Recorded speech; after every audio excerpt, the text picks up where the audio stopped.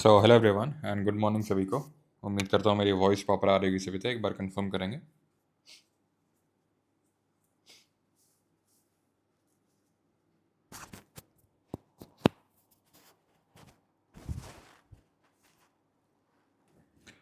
हाँ जी, एक बार कंफर्म करिए सभी लोग।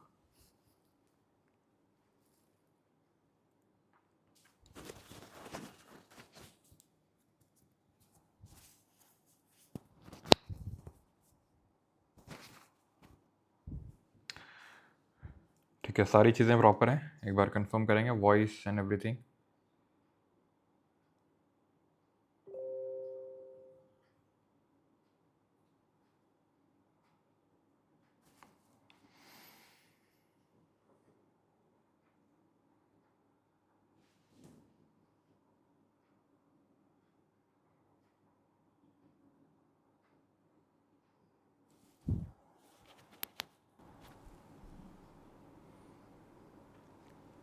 ओके, तो गुड मॉर्निंग सभी को। आज हम लोग की सीजीएल मेंस की पहली क्लास रहने वाली है, जिसमें कि एक सेकेंड।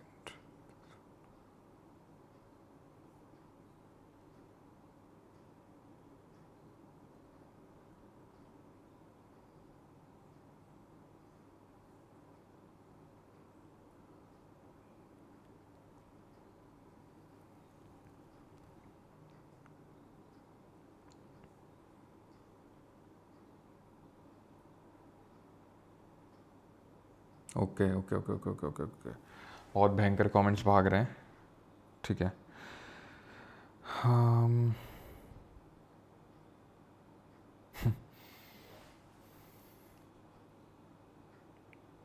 सर क्लासेस तो 6 से थी बेटा। 6 से जो 4.0 बैच है उसकी है, ठीक है, इसकी नहीं। क्लियर है। तो इसकी क्लासेस जो हैं आपकी एक तो वीकेंड से होंगी, क्योंकि काफ़ी लोगों का ये मानना था, कहना था कि सर, ठीक है, काफ़ी लोगों का ये कहना था कि सर जैसे कि हम जॉब वगैरह करते हैं, काफ़ी लोग हैं आप में से जो जॉब करते हैं, तो वीकेंड्स में रहेंगी तो ज़्यादा सही रहेगा। ठीक है। एंड वॉइस तो आ रही है ना यार? एक सेकंड, कुछ प्रॉब्लम हो रहा है क्या? एक सेकंड रुकना। वॉइस प्रॉपर है ना? एक बार ये चीज़ कंफर्म कर दो। पता नहीं क्यों, क्योंकि एक्चुअली में नया माइक है ना, तो इसलिए। ओके, ठीक है। तो I think voice and everything proper होंगी। चलो, तो मैं आपको कुछ चीज़ें बता देता हूँ। तो आपकी जो क्लासेस होंगी सीजीएल मेंस की, तो एक तो वीकेंड्स में होंगी, that is Saturday and Sunday को। ठीक है। एंड वीक में एक दिन और आपकी क्लास रहेगी, ठीक है, +1। वो कब रहेगी वो आपको बता दिया जाएगा, मंडे टू फ्राइडे के बीच में। ठीक है। वी आर स्टार्टिंग, मतलब क्योंकि अभी आपको पता है कि 14th को एक और अभी री एग्ज़ाम बाकी है सीजीएल की, अगर बात करेंगे, ठीक है, टियर 1 की। एंड उसके अगले दिन ही आपकी आंसर की भी रिलीज़ होगी। तब बहुत लोगों को और भी क्लैरिटी मिल जाएगी कि वो लोग सीजीएल में इसमें बैठने वाले हैं, नहीं बैठने वाले हैं। तो इससे थोड़ा सी इससे समय और भी, मतलब बहुत ज़्यादा फास्ट करने के मूड में नहीं हूँ चीज़ों को। ठीक है। तो आज हमारा ये पहला दिन है जिसमें कि हम लोग पॉलिटी से स्टार्ट करने वाले हैं। पॉलिटी का आज लेक्चर 1 रहेगा। टॉपिक्स क्या रहेंगे मैंने आपको कल बता दिए थे। एक तो है मेकिंग ऑफ कॉन्स्टिट्यूशन, ठीक है, making of constitution, preamble and salient features of constitution. Salient features of constitution. तो करेंगे किस तरीके से? जो भी 3 या 2 टॉपिक्स मैं आपको दूंगा, ठीक है, वो आपको रिवाइज करके आने हैं खुद से। इसीलिए अब कोई ये नहीं बोल सकता कि कहाँ से रिवीजन करें। मैंने पूरा जो 3.0 बैच है, अगर आप नहीं भी थे उस बैच में, तो मैंने आपको फ्री में दे रखा है। एंड थे तो सीजीएल मेंस वाला आपको फ्री में मिल गया, ये वाला। ठीक है। तो दोनों लोग अभी बेनिफिट में हैं। तो रिवीजन करके आना है आपको वो सारी चीज़ों को जो मैं आपको टॉपिक्स दूंगा, जैसे मेकिंग ऑफ कॉन्स्टिट्यूशन हो गया, प्रियम्बल हो गया and salient features of constitution हो गया। ठीक है। उसके बाद उस पर बेस्ड हम लोग यहाँ पे MCQs लगाने वाले हैं, MCQs करने वाले हैं, ठीक है, इन पर्टिकुलर टॉपिक्स के साथ ही साथ। एक सेकंड।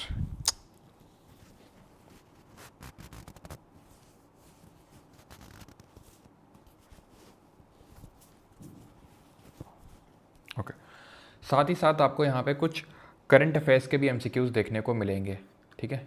जैसे कि फॉर एग्जांपल आज के अगर लेक्चर की मैं बात करूँ, ठीक है, तो इसमें आपको टोटल 10 मेकिंग ऑफ कॉन्स्टिट्यूशन से क्वेश्चन मिलेंगे, 5 प्रीएम्बल से मिलेंगे एंड 10 सेलियन फीचर्स ऑफ कॉन्स्टिट्यूशन से मिलेंगे। यानी टोटल 25 इन टॉपिक से होंगे, इन 3 से, और 5 यहाँ पर मैंने क्वेश्चन इंक्लूड किए हैं करंट अफेयर्स के, मोस्टली जो आपको गवर्नमेंट स्कीम बेस्ड रहेंगे क्योंकि वो थोड़े से ज़्यादा रिलायबल हैं, ठीक है, मतलब कि उनके आने के चांसेस ज़्यादा हैं।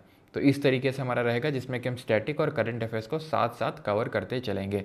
अभी आपको जब तक ये मेंस का डेट नहीं आ जाता एक्चुअल में कब एग्ज़ाम होगा तब तक हम इसी तरीके से करेंगे। एंड कंसिडरिंग कि आपको पता है कल नोटिस आया है एसएससी का, और उसमें उसने बोला है कि भाई इस तरीके से आप क्वेश्चन पेपर को स्टोर कर सकते हैं सारी चीज़ें, तो आई थिंक अभी काफ़ी हद तक क्लैरिटी तो आ चुकी है। लेकिन वही है, कोई टीचर सबसे पहले स्टार्ट नहीं करना चाहता है, ठीक है, सॉल्यूशन करवाना। तो मैं करवाऊँगा आपको, ठीक है। जो भी सिलेक्शन पोस्ट की आंसर की आई है ग्रेजुएशन लेवल के, ऑब्वियस से बात है वही हमारे काम के हैं। तो जो सिलेक्शन पोस्ट की आंसर की आई है, और 15 तारीख को 15 अक्टूबर को सीजल की भी आंसर की आ जाएगी। तो इनके भी जो भी बढ़िया बढ़िया जो क्वेश्चंस हैं जो हमारे सीजल मेंस के लिए अच्छे हो सकते हैं, वो सारे हम यहाँ पे प्रैक्टिस करने वाले हैं, सब कुछ करेंगे उसको, ठीक है। तो वो मैं सारे आपको करवाने वाला हूँ। तो वो भी हमारे क्वेश्चंस वहाँ से हो जाएंगे, ऑलराइट। तो कहने का मेरा ये मतलब है कि कल एसएससी का नोटिस आया था रिगार्डिंग दैट, एंड ये भी श्योरिटी है कि मतलब सीजल मेंस आपका होगा, ठीक है। एंड उसमें भी बहुत ज़्यादा टाइम आप एक्सपेक्ट नहीं कर सकते मेरे हिसाब से, जो मेरा मानना है, क्योंकि पहले ही काफ़ी डिले हुआ है। पहले जून में होना था, देन डिले हुआ अगस्त में, देन अगस्त में होना था, देन डिले होके वो सितंबर हुआ। तो ऑब्वियस सी बात है कि फिर वो बहुत ज़्यादा डिले तो नहीं होगा, ठीक है। तो हम उसी हिसाब से चीज़ों को लेके चलेंगे। अभी आप आज के लेक्चर अटेंड करिए एंड अपना फीडबैक शेयर करिएगा कि कैसा क्या आपका रहा, ठीक है। ओके, मेंस की क्लास 4 में भी अपलोड कर दो, वो उसमें नहीं होंगी 4.2 में अपलोड, ठीक है। वो नया बैच है 4.2। चलो तो करते हैं स्टार्ट, एंड आप लोग आंसर देंगे। एंड एक सेकंड,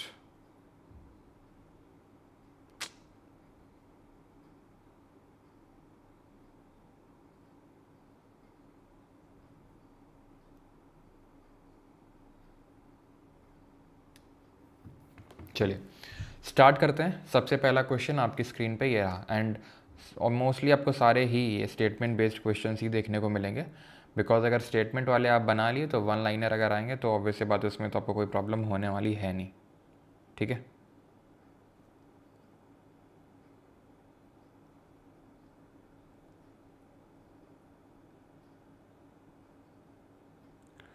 ये क्लासेस रिकॉर्डेड भी मिलेंगी सर, बिल्कुल ये क्लासेस रिकॉर्डेड भी मिलेंगी सर। आईबी की आंसर की आ गई है, वो तो जाने कब आ गई थी।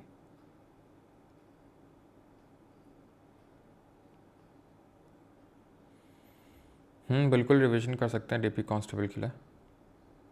चलिए आंसर आना स्टार्ट हो गया। हिंदी में ये रहा क्वेश्चन, ठीक है। हिंदी में आपका ये रहा सवाल, देख लिए। हिंदी मीडियम वालों ने भी देख लिया, आराम से वीडियो पॉज करके आंसर दें फिर। Okay, so now analysing the statements. जो यहाँ पर स्टेटमेंट्स लिखे हुए हैं, पहला तो ये है आपका द सी ए का मतलब यहाँ पर है constituent assembly was form because both the Congress and Muslim league initially accepted the proposals of the cabinet mission plan of 1946। ये स्टेटमेंट बिल्कुल सही है। वी ऑल नो कि जो कैबिनेट मिशन प्लान है ऑफ 1946 जो 1946 में भारत आया था, इसमें टोटल 3 मेंबर्स थे। वो 3 मेंबर कौन थे? वो थे पैथिक लॉरेंस, जो इस पूरे कैबिनेट मिशन प्लान का चेयरमैन था, Stafford Cripps and A V Alexander, ठीक है। तो ये 3 मेंबर्स थे उसमें, जिसमें Pethick Lawrence was the chairman. अब इन्होंने जो प्रपोजल रखा था कॉन्स्टिट्यूएंट असेंबली को बनाने का, वो एक्सेप्ट कर लिया था कांग्रेस ने भी और मुस्लिम लीग ने इनिशियली, ठीक। लेकिन मुस्लिम लीग ने बाद में इसको लेटर रिजेक्टेड। जब इसको पता चला कि जो ग्रुपिंग है, क्योंकि इसमें एक ग्रुपिंग का प्रोविजन था किसमें, कैबिनेट मिशन प्लान में, कि भाई यहाँ पे ग्रुपिंग भी होगी 3 पार्ट्स में, ग्रुप ए, बी और सी में 3 ग्रुप में यहाँ पे स्टेट्स को डिवाइड किया जाएगा, ठीक है। तो 3 ग्रुप्स में डिवाइड करने की बात थी, ग्रुपिंग्स की अगर बात करें A, B एंड C। लेकिन जब बाद में जवाहरलाल नेहरू की स्टेटमेंट आई कि भाई ये ग्रुपिंग मैंडेटरी नहीं है, देन जो जिन्ना है उसने एक तरह से कैबिनेट मिशन प्लान को रिजेक्ट कर दिया एंड आपको पता है डायरेक्ट एक्शन डे फिर ऑब्जर्व किया गया। MN रॉय तो इनिशियली लेकिन एक्सेप्ट किया था, इसलिए सही है ये। MN रॉय ने सबसे पहले कॉन्स्टिट्यूएंट असेंबली की डिमांड रखी थी 1934 में, बिल्कुल सही है। मनींद्र नाथ रॉय की बात करेंगे, 1920 में इन्होंने ताशकंद उज़्बेकिस्तान में CPI communist party of India का गठन किया था, बाद में जो 1924 में कानपुर में फॉर्मलाइज हुई थी। The Congress made it's demand in 1935, ठीक है, बिल्कुल सही। 1934 में सबसे पहले MN रॉय ने और कांग्रेस ने सबसे पहले 1935 में कॉन्स्टिट्यूएंट असेंबली यानी कि संविधान सभा की यहाँ पर डिमांड रखी। The objective resolution presented by Nehru was adopted by in the constituent assembly on December 22, 1947। यानी कि जो ऑब्जेक्टिव रेजोल्यूशन है जिसको कि जवाहरलाल नेहरू ने यहाँ पर प्रेजेंट किया था, उसको अडॉप्ट किया गया 22 दिसंबर 1947 को। ये बिल्कुल बात गलत है, ऑप्शन नंबर ए यहाँ पर सही आंसर होगा। ये बात बिल्कुल सही है कि जो ऑब्जेक्टिव रेजोल्यूशन है, जो उद्देश्य प्रस्ताव है, उसको जवाहरलाल नेहरू द्वारा प्रस्तुत किया गया था, लेकिन 22 दिसंबर नहीं 22 जनवरी, ठीक है, 22 जनवरी को इसको क्या किया गया था, अडॉप्ट किया गया था। ऑलराइट, तो option number A will be the correct answer, ठीक है। ऑप्शन नंबर ए यहाँ पे सही आंसर होगा 1 एंड 2। क्यों गलत है और ऑब्जेक्टिव रेजोल्यूशन को प्रेजेंट कब किया गया था, तो ये भी आपको पता होना चाहिए, 16 दिसंबर 1946, ठीक है। 9 दिसंबर 1946 को पहला सेशन हुआ था कॉन्स्टिट्यूएंट असेंबली का, ठीक है। एंड 16 दिसंबर 1946 को यहाँ पे इसको प्रेजेंट किया गया था। अगर हम बात करेंगे ऑब्जेक्टिव रेजोल्यूशन को, किसके द्वारा किया गया था, भाई जवाहरलाल नेहरू। ओके, क्लियर है। 22 जनवरी 1947 को, और सॉरी यहाँ 16 नहीं होगा, मैंने 16 लिख दिया गलती से, 13 होगा, ठीक है। 13 दिसंबर, 4 दिन बाद इसको प्रेजेंट किया गया था। जब पहला सेशन हुआ था उसके 4 दिन बाद 13 दिसंबर 1946 को इसको प्रेजेंट किया गया था। 22 जनवरी 1947 को इसको अडॉप्ट किया गया था। ओके, अच्छा, अगर मैं अडॉप्ट की बात करूँगा तो आप ज़रा मुझे कॉमेंट में ये बताओ कि जो नेशनल फ्लैग है, ठीक है, जो हमारा नेशनल फ्लैग है उसको कब अडॉप्ट किया गया, नेशनल एंथम को कब अडॉप्ट किया गया, एंड नेशनल सॉन्ग को कब अडॉप्ट किया गया, ये आप कमेंट में जल्दी से बताएंगे। Flag, anthem and song. तो नेशनल फ्लैग की अगर बात करेंगे तो 22 जुलाई 1947, okay. National anthem and national song की बात करेंगे तो 24 जनवरी 1950। एंड वहीं अगर कॉमनवेल्थ की मेंबरशिप की बात कर दे तो अगर कॉमनवेल्थ की मेंबरशिप की बात करेगा तो मई 1949। ओके, ये चीज़ आपको ध्यान रखनी है कि ये सारी चीज़ें भी अडॉप्ट करी गई थी by constituent assembly. Okay, consider the following statements about the structure of the constituent assembly. तो which of the following statement is are correct, structure के बारे में। The total seats allocated to the constituent assembly were 389 with 93 seats nominated from provinces, princely states. The elected seats were divided into 4 for governor provinces and 292 for chief commissioner provinces. Elections for the British India seats were held in July-August 1946 and Muslim League secured 73 of यहाँ पे total seats मुस्लिम लीग ने secure करी। तो कौन से statement यहाँ पे सही है, हम आपसे पूछ रहा है। तो पहले की अगर बात करेंगे तो बिल्कुल सही है यहाँ पर, अगर आप रिवाइज करके आए होंगे तो आपके लिए बहुत ही आसान है ये, कि टोटल 389 यहाँ पे सीट्स होनी थी, जिसमें कि 296 जो सीट्स हैं वो आनी थी ब्रिटिश भारत से, दैट इज़ ब्रिटिश इंडिया से। कहाँ से आनी थी, ब्रिटिश इंडिया से आनी थी ये सीट्स, और 93 आनी थी प्रोविंसेस या फिर प्रिंसली स्टेट से। ये जो 296 सीट्स हैं ये ब्रिटिश इंडिया से जो आनी थी, यहाँ से इलेक्शन होके आनी थी, और वो इलेक्शन इनडायरेक्ट तरीके से होना था, मतलब कि पीपल ऑफ इंडिया ने, यानी लोगों ने डायरेक्टली वोट नहीं किया। तो फिर किसने वोट किया, जो प्रोविंशियल असेंबलीज़ में जो लोग बैठे हुए हैं, जिनको कि लोगों ने चुन के भेजा है, वो लोग चुन के भेजेंगे, यहाँ पे 296 सीट्स फिल करेंगे। मतलब कि एक इनडायरेक्ट इलेक्शन का प्रोविज़न था, डायरेक्ट इलेक्शन नहीं था। और ये जो 93 हैं ये नॉमिनेट होके आनी थी, मतलब कि constituent assembly was partly elected and partly a nominated body, यानी कि आधी अधूरी तरीके से वो निर्वाचित थी और आधे तरीके से वो नामित थी। ये आपका हिंदी में क्वेश्चन, मैं हिंदी में दिखाना भूल जाता हूँ, उसके लिए माफ़ी चाहूँगा। ये हिंदी में आपका सवाल, ठीक है, हिंदी में आप देख सकते हैं।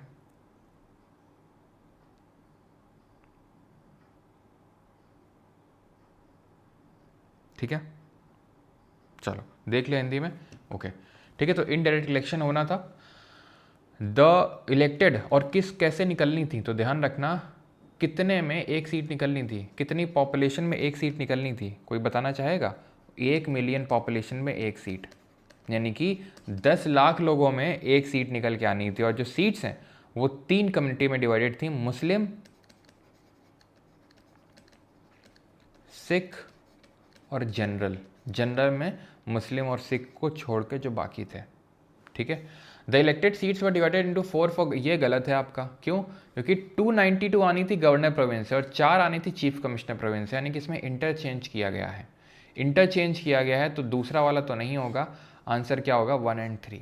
ऐसे वालों में जैसे इसमें ऑप्शन होते हैं, 3 स्टेटमेंट है, 1 2 2 3 1 3 और 1 2 3, इसमें यही फ़ायदा होता है कि हम अगर एक को एलिमिनेट करते हैं तो हमारा आंसर जो है आ जाता है, क्योंकि एक को एलिमिनेट किया तो 3 ऑप्शन एलिमिनेट हो जाते हैं आपके, अगर एक ऑप्शन आपका गलत है स्टेटमेंट तो।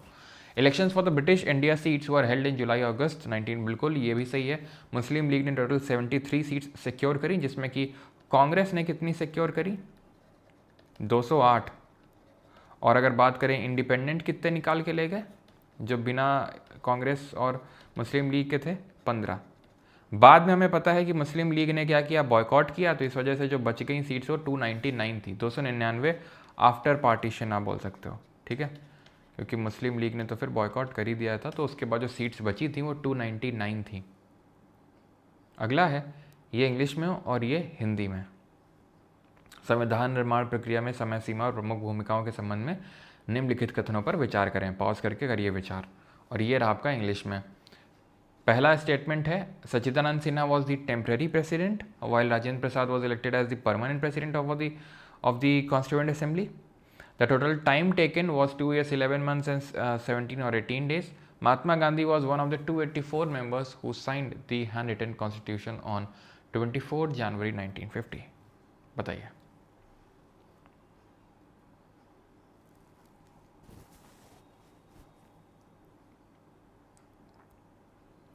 ओके, सूरज, तन्मय, वर्षा, दीपाली, अमीशा, रिया, कृष्ण, लक्ष्मी। ओके चलिए, तो अगर हम बात करेंगे पहला स्टेटमेंट तो बिल्कुल सही है, क्योंकि फ्रेंच प्रैक्टिस को अडॉप्ट करते हुए हमने सीनियर मोस्ट मेंबर को पहले प्रेसिडेंट अपॉइंट कर दिया, उसके बाद थोड़े ये काइंड ऑफ इलेक्शन करवा के डॉक्टर राजेंद्र प्रसाद को एज अ परमानेंट यहाँ पर क्या चुना गया? एज अ परमानेंट, इनको परमानेंट प्रेसिडेंट चुना गया कॉन्स्टिट्यूएंट असेंबली का। अगर मैं आपसे पूछूँ वाइस प्रेसिडेंट किसको चुना गया? Was elected vice president constituent assembly का, तो ध्यान रखना HC मुखर्जी,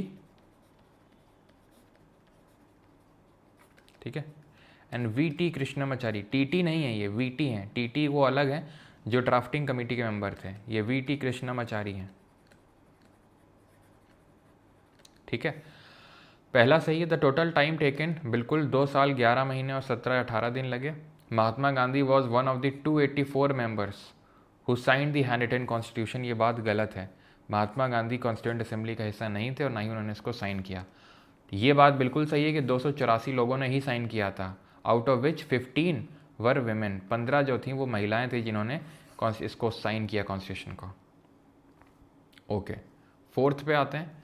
ये रहा इंग्लिश में क्वेश्चन, ड्राफ्टिंग कमेटी के बारे में स्टेटमेंट्स है। ये रहा हिंदी में सवाल, प्रारूप समिति के बारे में निम्नलिखित कथनों पर विचार करें। वीडियो को पॉज करें और विचार करें, ठीक है, जल्दी से।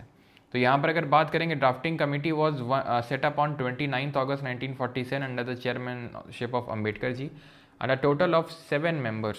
बिल्कुल सही, अम्बेडकर जी की चेयरमैनशिप थी और उसमें टोटल 7 मेंबर्स थे इंक्लूडिंग अम्बेडकर जी, ठीक है, ध्यान रखना 1 + 6 थे, एक तो चेयरमैन हो गए और 6 अदर मेंबर्स हो गए, तो टोटल 7 मेंबर्स हो गए उसमें। TT Krishnamachari was brought in to place BL Mitter who had resign due to poor health, तो ये बात बिल्कुल गलत है। क्यों? क्योंकि इसमें 7 मेंबर्स तो थे, जैसे आप यहाँ पे देख सकते हो, अम्बेडकर जी चेयरमैन थे, KM मुंशी मेंबर थे, मोहम्मद सादुल्ला थे, अल्लादी कृष्ण स्वामी अय्यर थे और N गोपाल स्वामी अयंगर थे।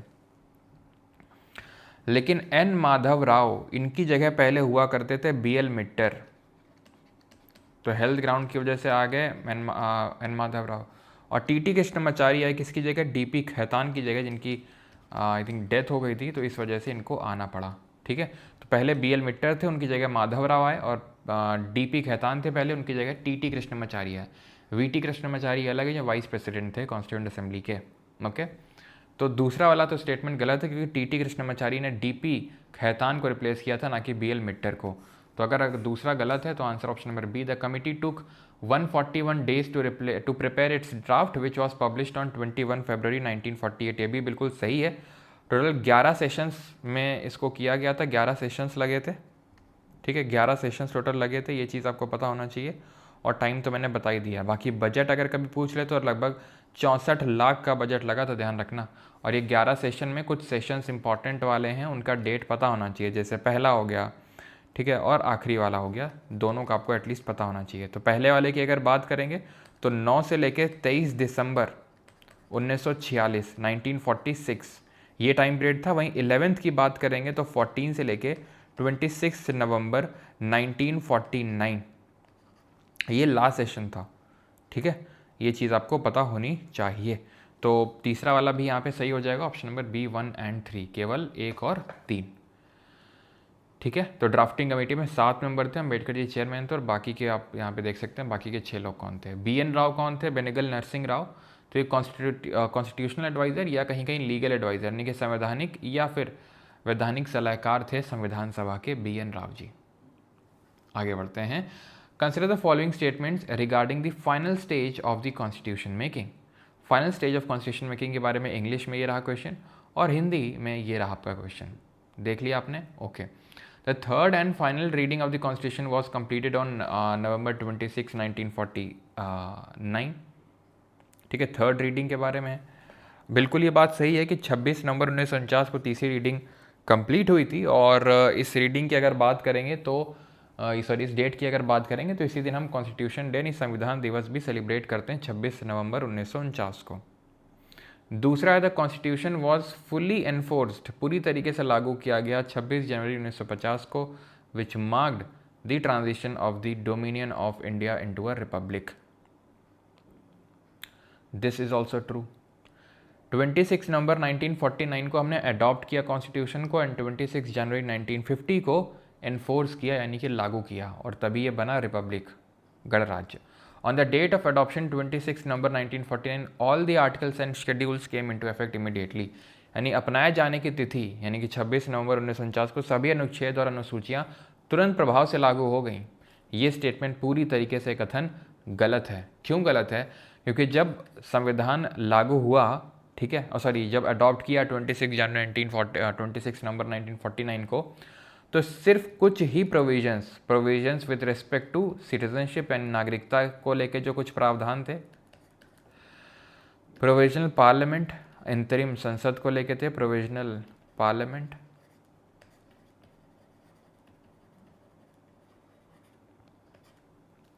इलेक्शंस यानी चुनाव, ये प्रोविजंस जो थे, इनसे जो संबंधित अनुच्छेद थे, जो आर्टिकल थे, उनको तो तुरंत लागू कर दिया गया, लेकिन बाकी का जो पूरा संविधान है वो 26 जनवरी 1950 को लागू हुआ या इन्फोर्स हुआ या कमेंस हुआ, ठीक है। इन्फोर्स लिख दे, कमेंस लिख दे, ये 26 जनवरी 1950 को हुआ।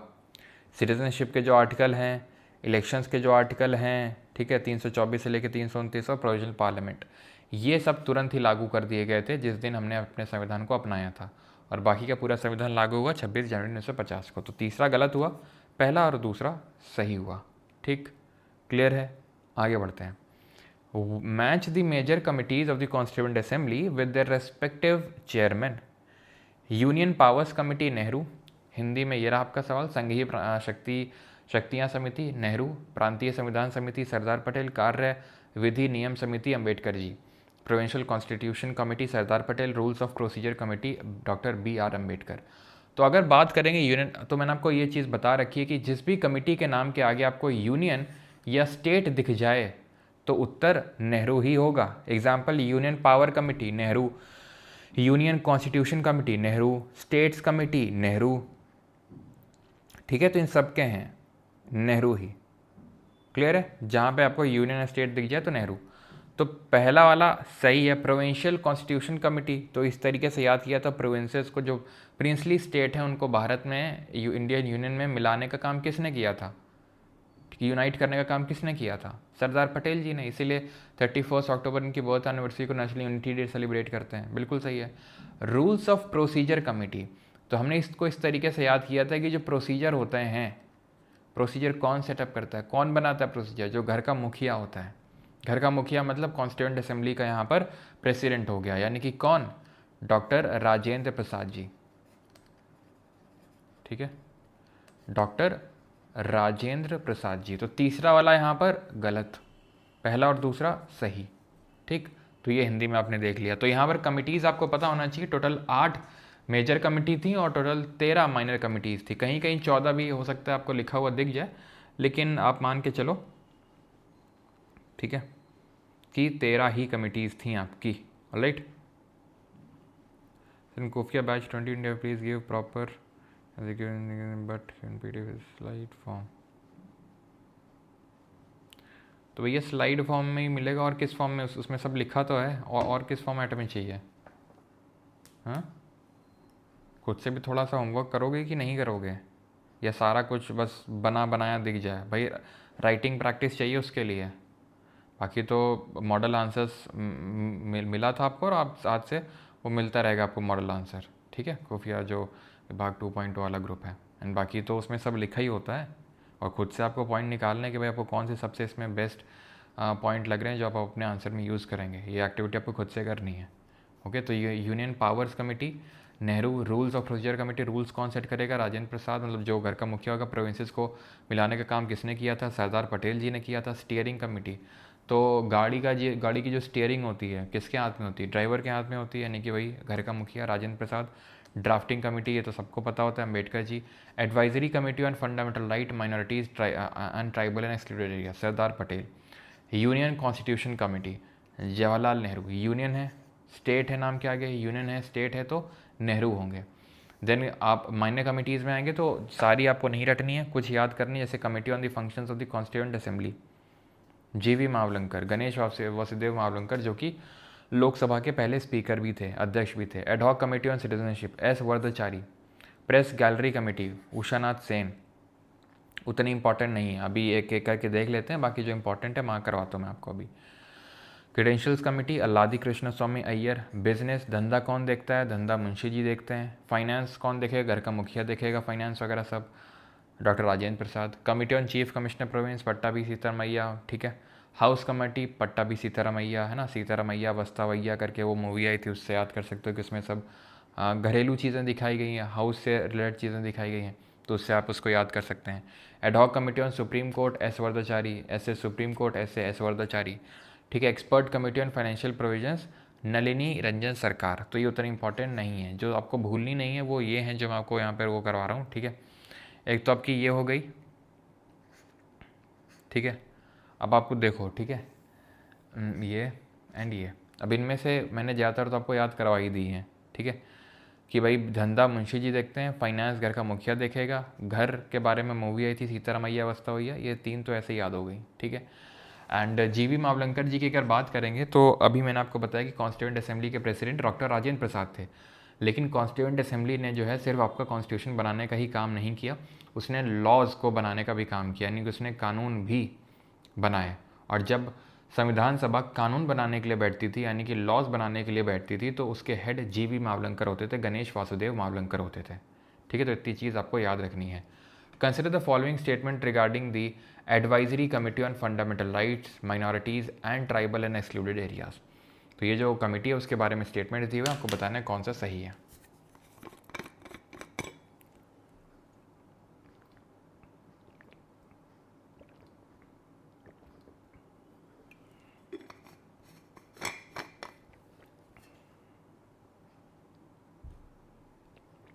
ये हिंदी में आपका।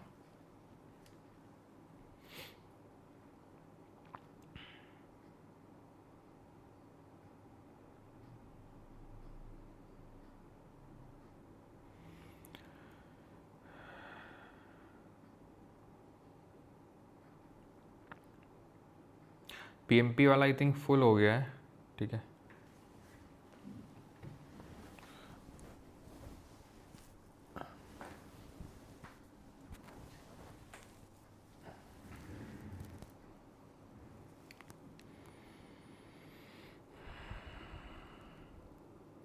Shubham, join number of participants was 663 something. तो आप ज्वाइन हो गए होगे अगर आप पीएमपी में हो तो। परमार मेंटरशिप प्रोग्राम है, अगर आपको लग रहा है 663 मेंबर थे उस टाइम पे, तो आप ज्वाइन हो फिर, उसका मतलब अगर आपको पता है तो। चलिए, the major committee was chaired by by Sardar Vallabh Bhai Patel, जो advisory committee on fundamental rights, minorities and tribal and excluded areas है। ठीक है, पहला आपका बिल्कुल सही है। The fundamental rights sub committee was chaired by JB Kripalani, ये भी सही है। जो फंडामेंटल राइट्स सब कमेटी थी उसको हेड JB कृपलानी ने किया था। ओके, आप यहाँ पे देख सकते हो advisory committee on fundamental rights Sardar Patel. ठीक है, ये चीज़ आपको ध्यान रखना है। बाकी इनमें से मैंने आपको बताया था 13 कमेटीज़ हैं, तो 10 ही लिखी हुई हैं, 3 यहाँ पे मिसिंग, और उसमें से एक ये है जो सब कमेटी है फंडामेंटल राइट की, उसके चेयरमैन थे JB कृपलानी। ठीक है, north east frontier tribal areas and Assam excluded and partially excluded areas sub committee was chaired by Gopinath Bardoloi, ये भी सही है। आपका आंसर होगा ऑप्शन नंबर A 1, 2 एंड 3, तीनों ही यहाँ पे आपके सही हैं। जो north east frontier tribal areas की जो सब कमेटी है उसको गोपीनाथ बरदोलोई ने क्या किया था, चेयरमैनशिप की थी इसकी। तो ऑप्शन नंबर A भी सही है। ठीक है, मतलब ऑप्शन नंबर A 1, 2 एंड 3 सही है आपका। Consider the following statement regarding the draft of the constitution. First reading of the final draft introduced by doctor Ambedkar on lasted for 5 days, 5 दिन तक चला। 4 नवंबर 1948 को शुरू हुआ, बिल्कुल सही है। पहला आप देख सकते हो 4 नवंबर 1948 से शुरू होकर 5 दिनों तक चला। ये हिंदी में आपका क्वेश्चन है। ठीक है, तो पहला सही है स्टेटमेंट। टोटल 3 रीडिंग हुई थी। पहली रीडिंग 4 नवंबर से लेकर 9 नवंबर तक चली थी 1948 में, यानी 5 दिन चली थी। Second reading which involve clause by clause consideration was the shortest of 3 readings. आप खुद सोचो, संविधान का द्वितीय वाचन जिसमें खंड दर खंड विचार शामिल था, यानी कि खंड दर खंड, यानी क्लॉज बाय क्लॉज कंसिडरेशन हुआ, डिस्कशन हुआ, तो उसमें तो सबसे लंबा टाइम लगना चाहिए। बिल्कुल, तो सबसे शॉर्टेस्ट नहीं, सबसे लॉन्गेस्ट टाइम इसमें लगा, तो ध्यान रखना। ठीक है, टोटल इसमें अगर मैं बात करूंगा जो सेकेंड रीडिंग हुई थी ये आपकी लगभग चली थी 15 नवंबर से शुरू हुई थी 1948 में, और चली थी 17 अक्टूबर 1949 तक। तो आप समझ सकते हैं कि लगभग 10 महीने से भी ज़्यादा ये चली है। ठीक है, मोर देन 10 मंथ्स, तो ये सबसे लंबी थी। तो दूसरा गलत हो जाएगा आपका, answer 1 and 3। The final constitution as adopted on 26 November 1949 consisted of 395 article, 22 parts and 8 schedule, 395 अनुच्छेद, 22 भाग और 8 अनुसूचियाँ थी। ठीक है, थर्ड रीडिंग आपकी 26 नवंबर 1949 को ही कंप्लीट हुई थी। ओके, चलो अगला है consider the following statements about the functioning and administrative details of the constituent assembly. ठीक है, तो इसमें इसके बारे में लिखे हुए आपके statement, the constituent assembly function as the first parliament of India in addition to its role as the constitution maker. तो इसने एज अ फर्स्ट पार्लियामेंट के तौर पे फंक्शन किया जो संविधान सभा थी। ये स्टेटमेंट आपका पूरी तरीके से सही है, क्योंकि मैंने आपको बताया कि कॉन्स्टिट्यूएंट असेंबली ने ना सिर्फ हमारे देश का कॉन्स्टिट्यूशन बनाया, कॉन्स्टिट्यूशन फ्रेम किया, संविधान बनाया, बल्कि इसने कानून भी बनाया, लेजिस्लेट भी किया, लॉ भी बनाए। और जब कानून बनाने के लिए बैठती थी तो इसके प्रेसिडेंट डॉक्टर राजेंद्र प्रसाद नहीं होते थे, GV मावलंकर होते थे। BN Rao was the chief draftsman and SN Mukherjee was the legal and constitutional adviser, गलत है। बेनेगल नरसिंह राव कॉन्स्टिट्यूशनल एडवाइजर थे, वहीं ये आपके जो SN मुखर्जी थे वो चीफ ड्राफ्ट्समैन थे, तो दूसरा गलत। 1 and 3, calligrapher who wrote the English version of the constitution was Prem Behari Narain Raizada, बिल्कुल सही है। हिंदी में किसने लिखा? हिंदी में लिखा वसंत कृष्ण वैद्य ने, वसंत कृष्ण वैद्य ने। ओके, एंड इसकी अगर बात करें डेकोरेशन किसने करी, हु डेकोरेटेड इट, तो डेकोरेटेड बाई नंदलाल बोस। ठीक है, नंदलाल बोस ने इसको क्या किया, डेकोरेट किया। एंड और कौन थे, ब्योहर राम मनोहर सिन्हा। ठीक है, Beohar Ram Manohar Sinha. Okay, option number C। अगला है 10th, ये यार हिंदी में फिर मैं दिखाना भूल गया। अच्छा, कुछ और चीज़ें देख लेते हैं, जैसे फॉर एग्जांपल सिंबल क्या था कॉन्स्टिट्यूएंट असेंबली का, what was the symbol, who was the secretary of constituent assembly, तो सिंबल था आपका एलिफेंट, और सेक्रेटरी की बात करेंगे तो HV Ayyangar. Okay. And the last question on this making of constitution topic is this, ये है आपका हिंदी में सवाल, ठीक। तो क्वेश्चन है, the tourist with destiny speech was delivered by Nehru on August 14 1947 before the constituent assembly. बिल्कुल, अगर आप अपनी फैटमैन भी खोल के देखेंगे तो इसमें भी आपको दिख जाएगा स्पीच के बारे में जो नेहरू ने दी थी, काफ़ी फेमस स्पीच है ये। In the interim government, C Rajagopalachari was in charge of the education and arts portfolio। यानी एजुकेशन और आर्ट्स पोर्टफोलियो जो है वो सी राजगोपालाचारी देख रहे थे। अच्छा, तो ये बात तो यार बिल्कुल यहाँ पे गलत होनी चाहिए, बिकॉज सी, एक सेकेंड, ओके ठीक है, सही है। सी राजगोपालाचारी आपके एजुकेशन और आर्ट्स ही देख रहे थे, ये भी सही आपका, ठीक है। Constitution of India explicitly describes itself as partly rigid and partly flexible. कहीं पे भी ऐसा डिस्क्रिप्शन नहीं है। Though it is partly flexible and partly rigid, यानी कि काफ़ी सारी चीज़ें ऐसी हैं जो आसानी से अमेंड नहीं हो सकती, दैट मीन्स रिजिड है, और बहुत सी चीज़ें जो आसानी से अमेंड हो सकती हैं, दैट मीन्स फ्लेक्सिबल है। तो ये ऐसा कहीं लिखा नहीं है कॉन्स्टिट्यूशन में कि नहीं ऐसा ही है, ठीक है। तीसरा वाला तो नहीं होगा आपका, तीसरा नहीं है, तीसरा नहीं है, तीसरा नहीं होगा। Answer 1 and 4, okay. The constitution, the constituent assembly functioned also as the first provisional parliament of independent India until general elections were held। तो जब तक जनरल इलेक्शन नहीं हुए तब तक इसी ने पहले पार्लियामेंट के तौर पे फंक्शन किया जो हमारी कॉन्स्टिट्यूएंट असेंबली थी। ये बात भी आपकी बिल्कुल सही है, लेकिन अब इसमें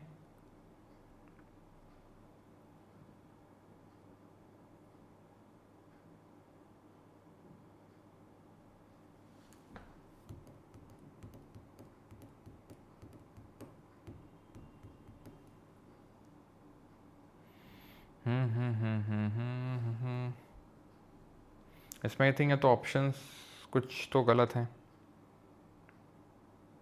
हिंदी में देख लेते हैं एक बार।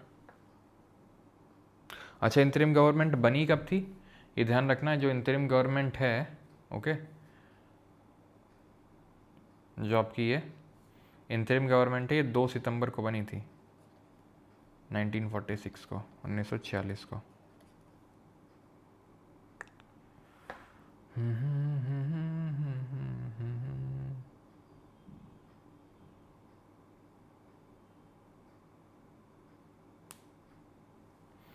ओके, आई थिंक या तो फिर दूसरा वाला गलत होगा, इस तरीके से हो सकता है क्योंकि पहले जो है सी राजगोपालाचारी को मिला था, ठीक है, एजुकेशन एंड आर्ट्स का। उसके बाद जो है सी राजगोपालाचारी इंडस्ट्रीज़ एंड सप्लाईज में ट्रांसफ़र कर दिए गए थे। तो माइट भी उस लॉजिक से यहाँ पे हो सकता है सही हुई है, ठीक है, मतलब गलत हुई है। तो फिर इसको हम गलत इसी उसमें मान सकते हैं बिकॉज पहले तो एजुकेशन आर्ट्स पोर्टफोलियो को कर रहे थे, लेकिन बाद में इंडस्ट्रीज़ एंड सप्लाईज़ को, ठीक है, इंडस्ट्रीज़ एंड सप्लाईज़ को कर रहे थे ये। तो उस लॉजिक से ये गलत हो सकता है। बाकी तो पहले इन्होंने एजुकेशन आर्ट्स को भी लीड किया था, तो 1 and 4 फिर हो जाएगा उस हिसाब से, ठीक है। चलो, लेकिन वहाँ पर अगर आपसे पूछेगा क्वेश्चन तो क्लियरली इस चीज़ को मेंशन करेगा। ये इंतरिम गवर्नमेंट जो बनी थी 2 सितंबर 1946 को, उसमें ध्यान रखना पहले मुस्लिम लीग के भी मेंबर्स थे, इस चीज़ को ध्यान रखना, उसमें मुस्लिम लीग के भी मेंबर्स थे, रिमेंबर दिस। और जब मुस्लिम लीग के चले गए थे तब इनके पास इंडस्ट्रीज़ एंड सप्लाईज़ आया था, ठीक है। बलदेव सिंह जिसमें डिफेंस देख रहे थे, ध्यान रखना। जो नेहरू थे, नेहरू ये वाइस प्रेसिडेंट थे इंतरिम गवर्नमेंट के। प्रेसिडेंट कौन था, प्रेसिडेंट कौन था, तो वो माउंटबैटन था, ठीक है। एग्रीकल्चर कौन देख रहा था, एग्रीकल्चर एंड फूड, तो ये देख रहे थे doctor Rajendra Prasad, okay. Defence कौन देख रहा था, बलदेव सिंह, ओके। और और अगर बात करेंगे फाइनेंस, तो फाइनेंस ध्यान रखना पहले लियाकत अली खान देख रहा था। कौन, लियाकत अली खान, जो बाद में पाकिस्तान का पहला प्राइम मिनिस्टर बना, वो था। लेकिन आपको पता है कि पहले इंतरिम गवर्नमेंट का तो ये हिस्सा थे, लेकिन उसके बाद इन्होंने रिज़ाइन कर दिया था, ठीक है। तो लियाकत अली खान जो है ये फाइनेंस देख रहा था, ठीक है। बाद में इन लोगों ने सबने रिज़ाइन कर दिया था। लॉ कौन देख रहा था, लॉ जोगेंद्र नाथ मंडल, ठीक है, जोगेंद्र नाथ मंडल, ठीक है। और ठीक है, मतलब पहले ध्यान रखना इंडस्ट्रीज एंड सप्लाईज था इनके पास, क्या बोलते हैं ये ये जॉन मथाई के पास। जॉन मथाई जो पहले रेलवे मिनिस्टर थे, ठीक है। बाद में इनके पास गया था सिराज गोपालाचारी के पास। आगे है कंसिडर द फॉलोइंग। तो अब यहाँ पे प्रियम्बल के 5 क्वेश्चन हैं आगे, ठीक है। Consider the following statement regarding the legal standing of the preamble of the constitution in the KBC, that is Keshavananda Bharati case 1973, the supreme court held that the preamble is a part of the constitution and can be amended provided the basic structure is not altered। Keshavananda Bharati case में supreme court ने held किया कि preamble part नहीं है, ये part है constitution का और उसको अमेंड किया जा सकता है, बस आपको बेसिक स्ट्रक्चर को ऑल्टर नहीं करना। ये पहला स्टेटमेंट बिल्कुल सही है। Though not justiciable by itself the preamble serves as a guiding light and may be used as an interpretive tool by the judiciary while constructing constitutional powers provisions. ये हिंदी में आपके हिंदी मीडियम वाले बच्चे पढ़ेंगे इसमें, ठीक है। तो हिंदी मीडियम वालों ने आई थिंक पढ़ लिया होगा वीडियो को पॉज करके। तो दो नॉट जस्टिसेबल बाई इटसेल्फ, बिल्कुल बात सही है कि ये जस्टिसेबल नहीं है। व्हेन वी से कि it is not justiciable, that means कि इसको लेके इसमें जो भी चीज़ लिखी है आप कोर्ट नहीं जा सकते हैं कि इसमें ये जो चीज़ लिखी है ये हमें मिल नहीं रही है, फिर कोई परफॉर्म नहीं कर रहा है इसको, ठीक है। तो भले वो जस्टिसेबल नहीं है लेकिन गाइडिंग लाइट के तौर पे एक्ट करता है। जब जुडिशरी किसी लॉ को इवैल्यूएट करना चाहती है कि भाई ये लॉ सही है नहीं है, कॉन्स्टिट्यूशन के हिसाब से है कि नहीं है, तो वहाँ पर जुडिशरी इसको यूज़ कर लेती है। तो काइंड ऑफ गाइडिंग लाइट के तौर पे ये एक्ट करता है। तो दूसरा वाला भी सही है आपका। ध्यान ये रखना है कि preamble is neither a source of power, okay, nor a limitation on the power, nor a limitation on power of government, ठीक है। ना तो ये सोर्स है, ना तो पावर देता है और ना लिमिट करता है गवर्नमेंट के पावर को। क्लियर है। प्रियम्बल की अगर बात करेंगे तो हमने किस कंट्री से अडॉप्ट किया है इसको? USA से अडॉप्ट किया है। USA में सबसे पहले प्रियम्बल का कॉन्सेप्ट निकल के आया था, we the people of USA, तो उसी तरीके से we the people of India. ये काइंड ऑफ समरी हमारे कॉन्स्टिट्यूशन की, ठीक है। आगे बढ़ते हैं। Consider the following statements about the amendment of the preamble. The preamble has been amended only once by the constitution, 42nd amendment act of 1976, which is also referred to as the mini constitution. तो अभी हमने देखा, ये हिंदी में आपका, ठीक है, ये आप हिंदी मीडियम वाले स्टूडेंट्स देख सकते हैं यहाँ पे, कि प्रस्तावना में केवल एक बार ही संविधान संशोधन अधिनियम 1976 द्वारा संशोधन किया गया, जिसे लघु संविधान के नाम से भी जाना जाता है। तो ये वाला स्टेटमेंट आपका बिल्कुल पूरी तरीके से सही है। अभी हमने देखा कि केशवानंद भारती केस में सुप्रीम कोर्ट ने बोला कि प्रियम्बल को अमेंड किया जा सकता है, क्योंकि आपका एक केस हुआ था जिसका नाम है बेरूबारी यूनियन केस 1960 में। अब इस बेरूबारी यूनियन केस में क्या हुआ था 1960 में कि सुप्रीम कोर्ट ने बोला था सुप्रीम कोर्ट ने बोला था preamble can not be amended, can not be amended, यानी प्रियम्बल में प्रस्तावना में संशोधन नहीं किया जा सकता है। ऐसा बेरूबारी यूनियन केस में कहना था सुप्रीम कोर्ट का। लेकिन बाद में केशवानंद भारती केस 1973 में क्या बोला सुप्रीम कोर्ट ने कि बिल्कुल उसमें अमेंडमेंट किया जा सकता है क्योंकि preamble is a part of constitution. Berubari में बोला था नहीं, preamble is not a part of constitution, ठीक है। और 42nd अमेंडमेंट को मिनी कॉन्स्टिट्यूशन बोलते हैं बिकॉज उसने बहुत सारी चीज़ें कॉन्स्टिट्यूशन में ऐड करी थी, अमेंड करी थी, ठीक है। तो पहला सही है। The words originally present in the preamble describing the nature of the Republic was were sovereign, democratic and Republic, सही है। अब देखो यहाँ पे sovereign, socialist, secular, democratic, Republic, लेकिन जो सोशलिस्ट और सेकुलर वर्ड है इनको बाद में ऐड किया गया था। सोशलिस्ट और सेकुलर वर्ड को 42nd अमेंडमेंट से ऐड किया गया था। तो 42nd अमेंडमेंट से 3 वर्ड्स को ऐड किया गया था। कौन कौन से 3 वर्ड्स हैं? Socialist, secular and integrity,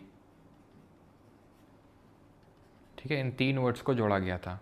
the terms added by the 42nd amendment act were these and this is completely false, क्योंकि सॉवरेन को नहीं जोड़ा गया था। Sovereign was originally the part of the preamble. So तीसरा वाला गलत है, गया आपका काम से। Answer option number C 1 and 2। Clear? Okay. Sovereign का मतलब क्या होता है कि the country is sovereign means कि country is independent to take its decisions, no other country can guide it to take a decision और नॉट, कि भाई ये करो वो करो। कोई कंट्री जब फ्री है अपने डिसीजंस लेने के लिए तो वो सॉवरेन है, ठीक है। सोशलिज्म, अब तो वैसे सोशलिज्म का मतलब वही होता है कि जो गरीब तबका, जो वल्नरेबल सेक्शन है सोसाइटी का, उस तक भी जो है बेनिफिट्स पहुँचे गवर्नमेंट के, दैट इज़ सोशलिज्म। गवर्नमेंट उनको भी बेनिफिट करे, गवर्नमेंट उनको तो उत्थान के लिए काम करे, गवर्नमेंट जो डिस्पैरिटी है बिटवीन रिच एंड पुअर उसको कम करे। सेकुलर का मतलब क्या है कि जहाँ पे सारे धर्मों को मान्यता मिलती है, कि कोई एक धर्म ऐसा स्पेसिफिक नहीं होता है, सारे धर्मों को मान्यता होती है, that is secular. And democratic तो आपको पता ही है। बाकी रिपब्लिक का मतलब होता है जहाँ पे हेड ऑफ द स्टेट जो है वो इलेक्टेड होता है, ना कि कोई हेरिडेटरी हेड होता है। जैसे एग्जाम्पल के तौर पे यूके रिपब्लिक नहीं है, ठीक है, क्योंकि यूके में इलेक्टेड हेड नहीं होता है, बल्कि वहाँ पर इस तरह से हेरिडेटरी हेड होता है। ओके, चलिए इस क्वेश्चन को करिए। Preamble draws its ultimate source of authority from the people of India as explicitly stated by the phrase we the people of India। तो ये जो प्रियम्बल है अपना, जो इसको जो आप हिंदी में यहाँ पे देख सकते हो, प्रस्तावना अपने अधिकार का अंतिम स्रोत भारत के लोगों से प्राप्त करती है, जैसा कि हम भारत के लोग वाक्यांश द्वारा स्पष्ट रूप से कहा गया है। तो पहला वाला स्टेटमेंट यहाँ पे पूरी तरीके से सही होगा। Okay, we the people of India. The ideals of justice, social, economic, and political were inspired by the Russian Revolution. It is also true. जो justice के ideal हैं वो inspired हैं by Russian Revolution only. The concepts of liberty, equality, and fraternity and the term republic were taken from the French constitution. ये भी आपका सही है। तो यहाँ पर तीनों ही स्टेटमेंट आपके सही हैं, option number D 1, 2 and 3। Preamble जो है हमारे कॉन्स्टिट्यूशन की एक समरी है एक तरीके से, जैसा भी मैंने आपको बताया। और इसका जो इसके अगर हम बात करें कॉन्स्टिट्यूएंट्स क्या हैं, तो पहले तो ये सोर्स ऑफ पावर बताता है कि कॉन्स्टिट्यूशन का जो सोर्स ऑफ पावर वो क्या है, तो भारत के लोग हैं। Sovereign, socialist, secular, democratic, Republic, ये नेचर के बारे में बताता है कि कॉन्स्टिट्यूशन का नेचर क्या है। जस्टिस, लिबर्टी, इक्वलिटी, फ्रैटर्निटी, ये क्या है, ये इसके ऑब्जेक्टिव्स के बारे में बताता है, ठीक है। कि जस्टिस 3 तरह की है, social, economic and political. Liberty 5 तरह की, thought, expression, belief, faith and worship. Equality 2 तरीके की, स्टेटस एंड अपॉर्चुनिटी। फ्रैटर्निटी सिर्फ 1 तरीके की, जिसमें लिबर्टी, इक्वालिटी और फ्रैटर्निटी और रिपब्लिक, इन चारों चीज़ों को, यानी लिबर्टी, इक्वलिटी, फ्रैटर्निटी और रिपब्लिक, इनको हमने फ्रांस से लिया है। जस्टिस के प्रिंसिपल्स को अगर बात करेंगे तो रशिया से लिया है। एंड चौथा कंपोनेंट क्या है, date of adoption of constitution लिखा हुआ है यहाँ पर, वो क्या है, 26 नवंबर। ओके, चलिए moving on towards the next question. ये आपका इंग्लिश में क्वेश्चन और ये आपका हिंदी में है क्वेश्चन। करिए इस क्वेश्चन को, इंग्लिश और हिंदी दोनों में है क्वेश्चन।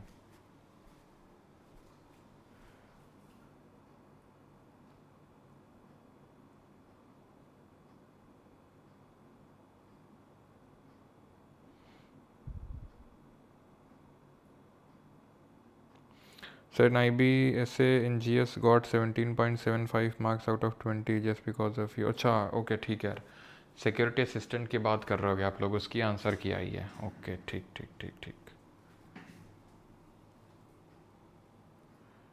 क्या चीज़ यहाँ पे कुछ वो है क्या?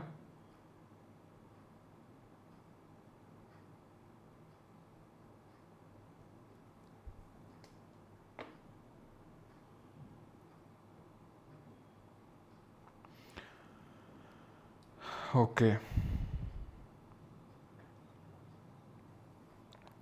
ठीक है, करें। The term secular implies that the government of India treats all religious beliefs and practices with equal respect but the state does not have an official religion। बिल्कुल सही है कि स्टेट कोई ऑफिशियल रिलीजन नहीं है, ठीक है। सारे धर्मों को बराबर ट्रीट किया जाएगा, बट इसका स्टेट का कोई रिलीजन नहीं। The objective of equality means only that all citizens are equal before the law but it does not mandate the government to end traditional social inequalities. ये बात बिल्कुल गलत है।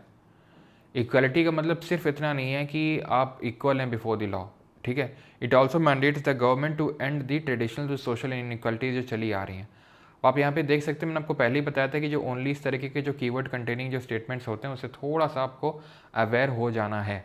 बिकॉज जनरली क्या होता है कि ये स्टेटमेंट जो होता है अब ओनली लगा दिया, तो अलर्ट इसलिए हो जाना है कि अब अगर ये होगा, अब सिंपली मैंने आपको कॉन्सेप्ट पहले भी सिखाया है कि ओनली, ऑलवेज, नन, नेवर, ये एक्सट्रीमिटीज़ की बात करते हैं कि सिर्फ यही, अगर इसके अलावा और कुछ हुआ तो वो गलत हो जाएगा, तो इसलिए जनरली गलत होते हैं, ठीक है।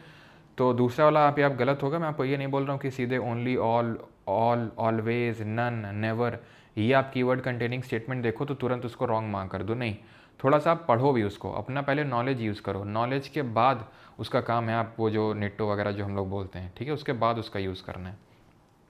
तो दूसरा वाला तो गलत हो जाएगा, तो पहला वाला अपने आप वो तो खैर हमने सही मान ही लिया, तीसरे को चेक करना पड़ेगा बिकॉज यहाँ पर उस तरीके का ऑप्शन नहीं है 1 2 2 3 इस तरीके से।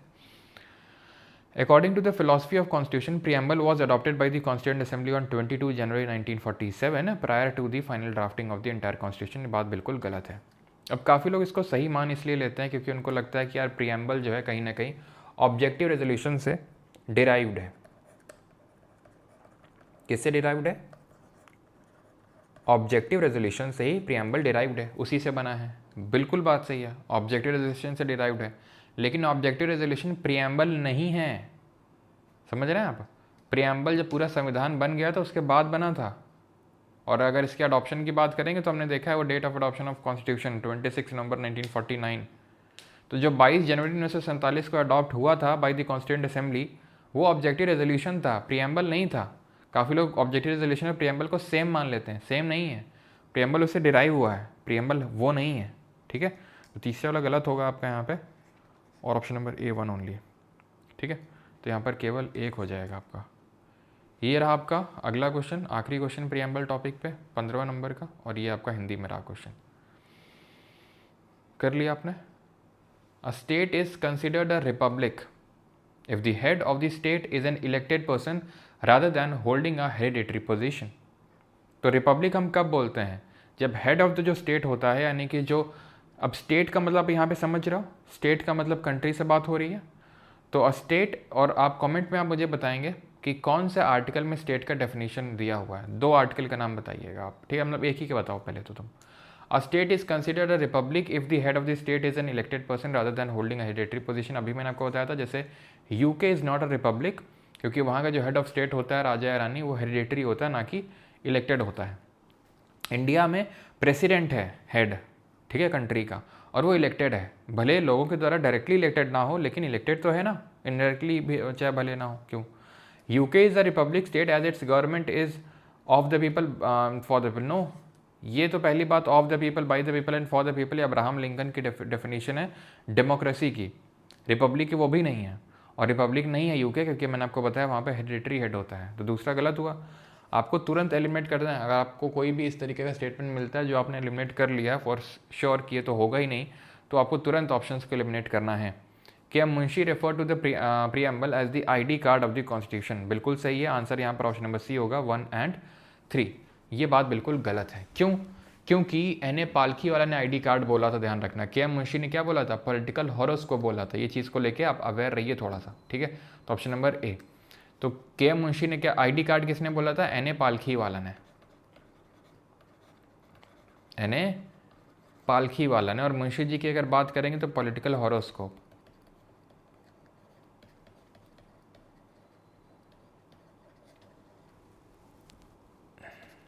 ठीक, क्लियर है? तो आंसर क्या हो जाएगा?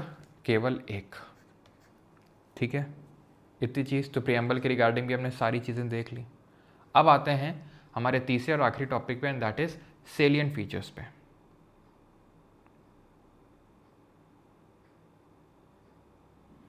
अच्छा, ऐसा है क्या? तो ब्लैक स्क्रीन आ रहा है, फिर से चलाओ अमृता, उसको बंद करके फिर से स्टार्ट करो।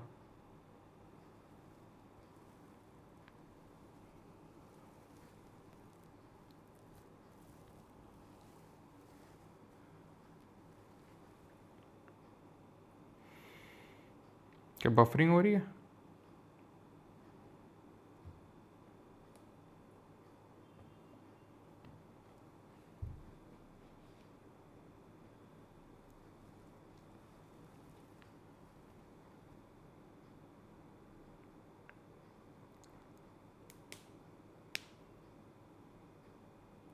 ओके, ठीक है, प्रॉपर है। Constitution as of today contains 470 article, 25 parts and 12 schedules. Is it true? बताइए। The constitution, original constitution adopted on 26 November 1949 had 22 parts, but the present constitution contain 24 parts after additions and deletions। गलत है, सही है। हिंदी में आपका, हिंदी में देख लीजिए। देख लिया सभी ने?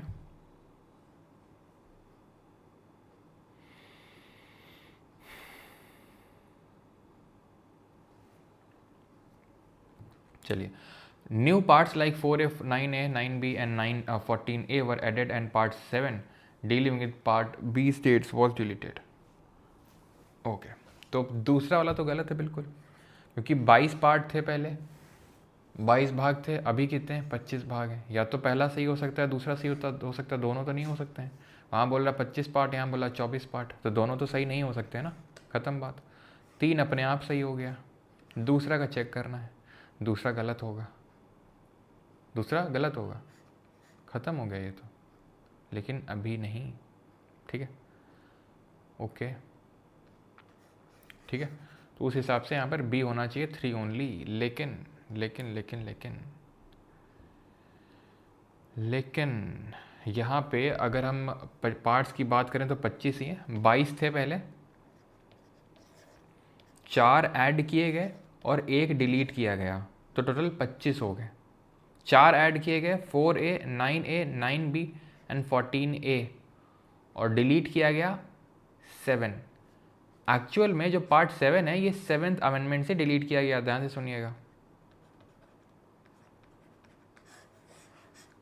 ठीक है, 7th कॉन्स्टिट्यूशनल अमेंडमेंट से अगर बात करेंगे तो डिलीट किया गया था ना सिर्फ पार्ट 7 बल्कि पार्ट 9 भी। लेकिन बाद में पार्ट 9 जो है, अब क्योंकि आपको लग सकता है ना कि पार्ट 9 भी तो जोड़ा गया था 73rd अमेंडमेंट से, पंचायत, बिल्कुल, लेकिन पहले से पार्ट 9 था, उसमें ग्रुप सी के जो स्टेट्स हैं वो छोड़ दो, उसमें कुछ था पैसे मान लो, जिसको कि हमने 7th अमेंडमेंट से डिलीट कर दिया था। पार्ट 7 डिलीट हुआ था, पार्ट 9, लेकिन बाद में 73rd अमेंडमेंट करके हमने फिर से पार्ट 9 को ऐड किया।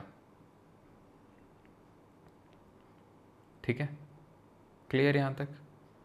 और तो इस वजह से ये गलत हो जाएगा। पहले वाले की अगर बात करेंगे तो ये काफ़ी हद तक सही है कि 25 पार्ट हैं और 12 शेड्यूल हैं, पहले 8 शेड्यूल हुआ करते थे। लेकिन अब यहाँ पे इन्होंने क्या दिया है कि 1 एंड 3 का कोई ऑप्शन ही नहीं दिया है, अगर देखें, क्योंकि 3 तो सही है ही, तो 1 एंड 3 का नहीं दिया तो हम बी के साथ जाएंगे। लेकिन एक बी आपका काफ़ी हद तक सही है। वो क्यों सही है? वो इसलिए सही है क्योंकि 470 आर्टिकल ही कंसिडर किए जाते हैं आज में। लेकिन गलत इसको इस उसमें किया जा सकता है कि भाई ठीक है, इनको इनका जो ग्रुपिंग है वो उन्हीं 395 अनुच्छेद के तहत ही किया जाता है, 395 आर्टिकल के तहत, और ये थोड़ा सा डिस्प्यूटेड भी रहता है, एक दो ऊपर नीचे, तो इसलिए हो सकता है इसलिए इन्होंने इसको गलत माना हो। आंसर इसका ऑप्शन नंबर बी, 3 ओनली। ठीक है, क्योंकि दूसरा वाला तो पक्का गलत होगा, और दूसरा अगर गलत होगा तो आपका पास एक ही बचता है और वो है option number B, 3 only. Okay, part 4A में क्या है? फंडामेंटल ड्यूटीज़ है, जो हम आगे देखेंगे। पार्ट 9A में म्यूनिसपैलिटी, नगर पालिका है, इसमें आपका कोऑपरेटिव सोसाइटी ने सहकारी समिति है, और इसमें आपका ट्रिब्यूनल्स के बारे में दिया हुआ है 14A में, जिसको कि इसको हमने 42nd अमेंडमेंट से ऐड किया, इसको 74th, इसको 97th और इसको 42nd अमेंडमेंट से ऐड किया हमने। ठीक है, 14A ट्रिब्यूनल 42nd अमेंडमेंट से ऐड किया, इसको 74th से ऐड किया, सॉरी 97 से कोऑपरेटिव सोसाइटी, इसको 74th से, और इसको भी 42nd अमेंडमेंट से। ये पहले ग्रुपिंग इस तरीके से होती थी, state part A, part B, part C और पार्ट डी। लेकिन आपको पता है स्टेट्स रीऑर्गेनाइजेशन एक्ट आया था 1956 में, 1956 में, जिसने ये जो ग्रुपिंग है इस तरीके से स्टेट की, वो ख़त्म कर दी थी, ए बी सी इस तरीके से। और क्या कर दिया गया था? 14 राज्य बना दिए गए थे, 14 स्टेट, इन ग्रुपिंग को ख़त्म करके 14 राज्य और 6 केंद्र शासित प्रदेश यानी कि 6 यूटीज़ को क्रिएट कर दिया गया था। Consider the following statement of the Indian Constitution. Integrated judiciary and all India services are classified as federal features as they promote the independence of judicial and administrative wings. The rigidity of the Constitution and supremacy of the Constitution are clear indicators of India's federal structure. The provision for emergency and appointment of governor by the center are key elements. बताओ ये हिंदी में।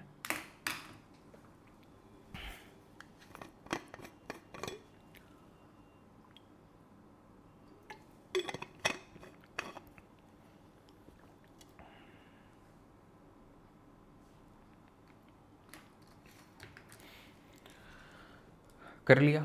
अब देखो, सबसे पहले तो हमें ये समझना होगा, अगर जिन लोगों को नहीं पता है, कि federal feature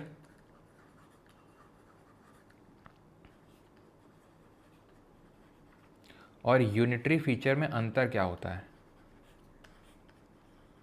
what is the difference between the two. तो फेडरल फीचर की अगर जब हम बात करते हैं फेडरल फीचर, तो इसमें कौन से फीचर आते हैं? वो फीचर जो स्टेट्स को भी पावर देते हैं, जो राज्यों को भी क्या करते हैं, जो स्टेट्स को भी पावर देते हैं, ठीक है, उनके साथ भी पावर डिस्ट्रीब्यूशन करते हैं।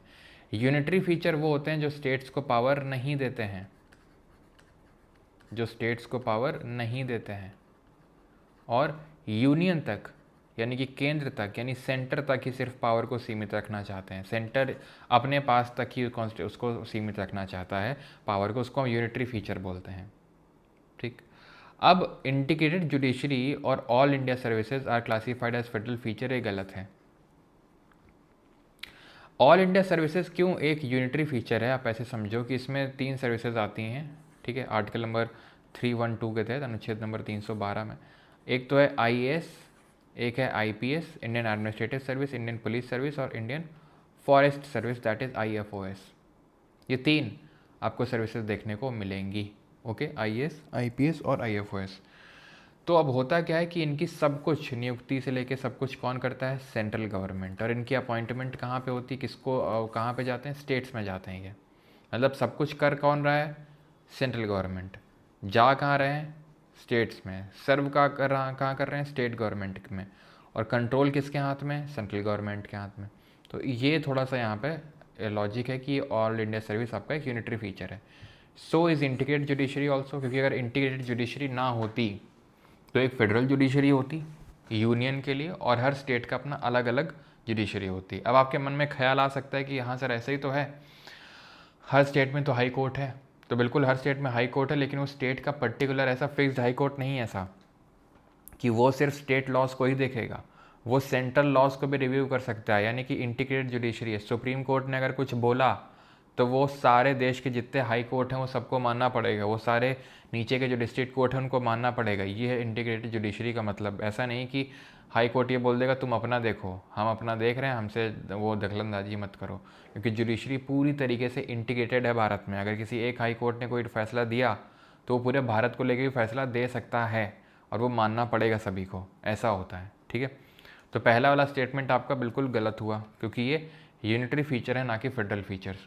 The rigidity of the constitution and supremacy of the constitution are clear indicators of India's federal structure. तो जो रिजिडिटी ऑफ कॉन्स्टिट्यूशन है और सुप्रीमेसी, तो वो फेडरल फीचर को दिखाता है। बिल्कुल, क्यों फेडरल फीचर को दिखाता है? क्योंकि कॉन्स्टिट्यूशन रिजिड है, इसका मतलब आसानी से अमेंडमेंट नहीं हो सकता है। और अमेंडमेंट करता कौन है कॉन्स्टिट्यूशन में? अमेंडमेंट करने का काम होता है पार्लियामेंट ऑफ इंडिया का, देश की संसद करती है अमेंडमेंट। ठीक है, तो अगर रिजिड नहीं होगा, फ्लेक्सिबल होगा, तो आए दिन तुरंत रोज रोज अमेंडमेंट करेगी, तो वो फिर एक यूनिटरी फीचर हो जाएगा और अपने पास सारी पावर ले लेगी, जो यूनियन है, जो सेंटर है, तो इसलिए वो एक यूनिटरी फीचर होगा। इसका उल्टा, that is rigidity of the constitution, ये एक फेडरल फीचर होगा। The provision for emergency and the appointment of governors by the centre are key elements contributing to the constitution's unitary bias. अब दूसरा वाला सही है आपका, तो आंसर तो यहाँ पर वैसे ही आ गया, मतलब 3 को गलत होना पड़ेगा। कैसे, अब देखते हैं। Provisions for emergency and the appointment of governor by centre are key element contributing to the constitution's unitary bias, unitary bias की ओर कॉन्ट्रीब्यूट कर रहे हैं। Provision for emergency and appointment of governor, इसमें 2 और 3 दोनों लिखिए आप, ठीक है, 2 और 3 तीनों सही है, तीसरा भी यहाँ पे सही है। क्लियर है चीज़? तीसरा भी सही है, क्योंकि आप देखो जब इमरजेंसी लगती है तो क्या होता है? इमरजेंसी जब लगती है तो स्टेट के जो सब्जेक्ट हैं, स्टेट लिस्ट में जो सब्जेक्ट हैं, उन पे कानून बनाने का पावर किसके पास आ जाता है? सेंटर के पास आ जाता है। सेंटर जो है डायरेक्शन दे सकता है किसको? स्टेट को, कि ऐसा ऐसा करो। तो इमरजेंसी के टाइम पे स्टेट की पावर बहुत कम हो जाती है, चाहे वो नेशनल इमरजेंसी हो चाहे स्टेट इमरजेंसी हो, जिसको प्रेसिडेंट रूल बोलते हैं। और appointment of governor by centre, governor कौन होता है? स्टेट का हेड होता है। गवर्नर कौन होता है? स्टेट का हेड होता है। और उसकी अपॉइंटमेंट कौन कर रहा है? सेंटर का कर रहा है। तो ये किसको दिखा रहा है? वो यूनिटरी बायस को दिखा रहा है वो, ठीक है, वो यूनिटरी बायस को दिखा रहा है। सर ऑप्शन सी को 2 और 3 कर दो। अरे भैया ऑप्शन ए को हमने कर दिया, कोई दिक्कत उसमें? क्लियर है? किसी कोई डाउट तो नहीं है कि भाई तीसरा सही क्यों है? वो सही है।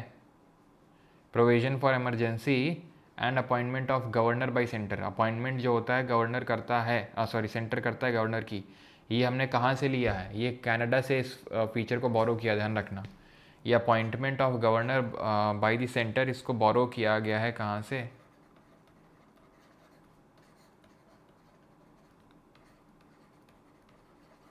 ठीक है, कनाडा से बोरो किया गया इसको।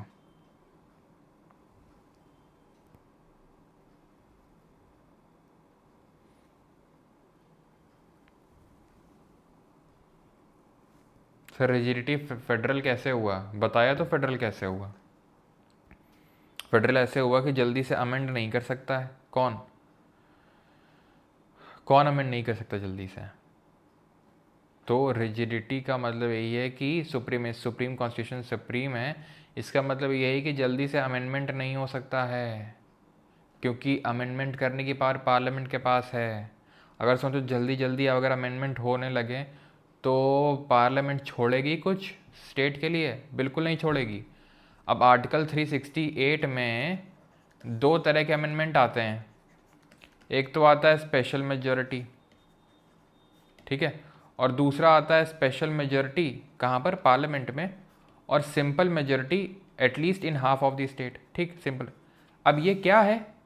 ये रिजिडिटी ऑफ कॉन्स्टिट्यूशन को इधर दिखा रहा है। ये जब अभी अमेंडमेंट टॉपिक पढ़ेंगे तो वहाँ पर हम देखेंगे कि स्पेशल मेजॉरिटी और सिंपल, मतलब जहाँ पे स्टेट का राटिफिकेशन चाहिए होता है वो कौन कौन से प्रोविजन है। तो उन्हीं प्रोविजंस को हम rigid part of the constitution बोलते हैं। क्या बोलते हैं? Rigid part of the constitution.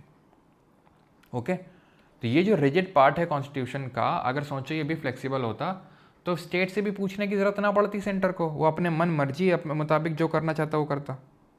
ठीक है, ओके, चलिए ये हिंदी में। ओके, आगे बढ़ते हैं और अगला ये रहा आपका, consider the following statement regarding the division of legislative subjects. Legislative subject के डिस्ट्रीब्यूशन के बारे में यहाँ पे स्टेटमेंट्स पूछे गए हैं। थोड़ा फास्ट सर प्लीज़, थोड़ा फास्ट स्लो, सबको दिक्कत रहती है कुछ ना कुछ। नहीं, subject of administration of justice was originally in the state list and transfer to concurrent list by the 42nd amendment. बिल्कुल ये सही है कि गलत है बताइए। अब आपको पता होना चाहिए कि हमारे कुछ सब्जेक्ट्स थे जो ट्रांसफ़र किए गए थे from concurrent list to state list, जिसमें कि एक एडमिनिस्ट्रेशन ऑफ जस्टिस था, एजुकेशन था, वेट्स एंड मेजर्स था,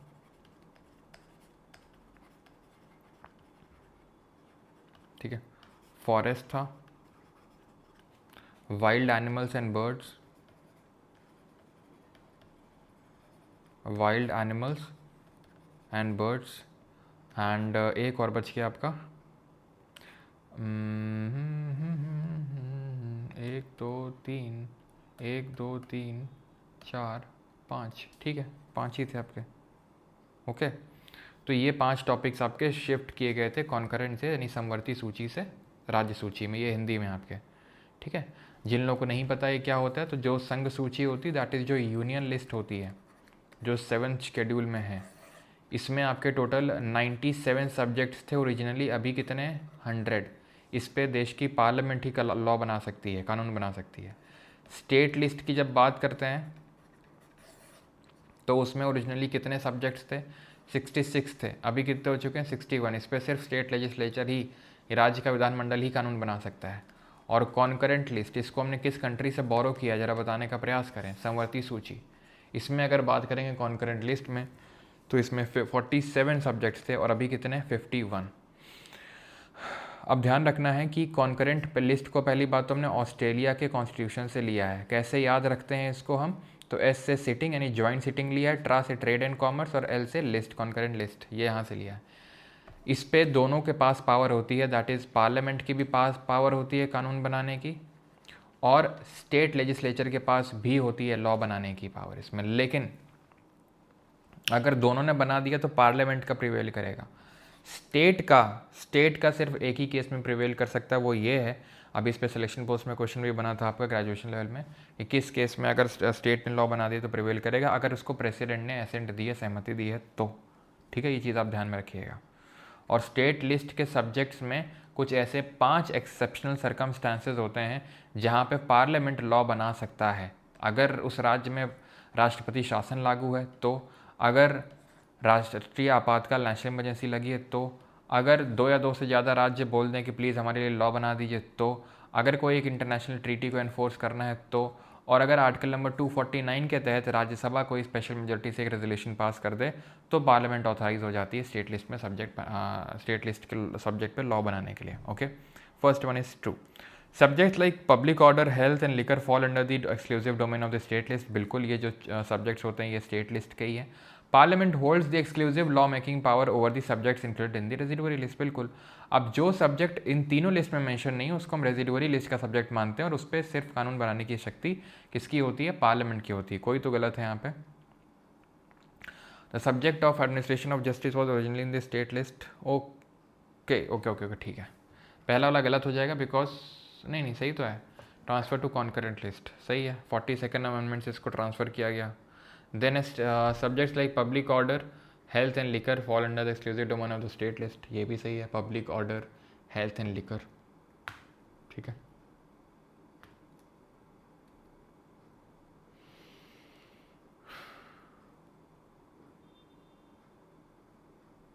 इसमें गलत कौन सा है भाई? सही है भाई, इसमें तीनों ही सही है, ठीक है। तो ऐसा करो, इसमें नन ऑफ द अबव की जगह 1 2 एंड 3 करो। ऑप्शन थोड़ा सा गलती से गलत सेट हो गए, 1 2 and 3। Option number D answer होगा, ठीक है।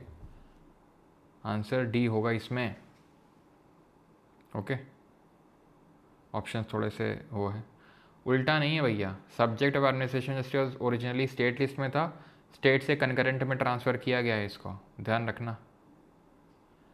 ये जो मैंने लिखे हैं, education, weights and measures, forest, wild animals and birds, ये सब 3 रॉन्ग है बेटा, कोई रॉन्ग नहीं है। क्यों रॉन्ग है 3? पार्लियामेंट के पास ही पावर होता है। अगर तीनों लिस्ट में किसी में भी नहीं है, रेजिडुअरी में, include all other matter not mention in any list, union legislature alone has the power to legislate on such matter. सिर्फ पार्लियामेंट बना सकता है।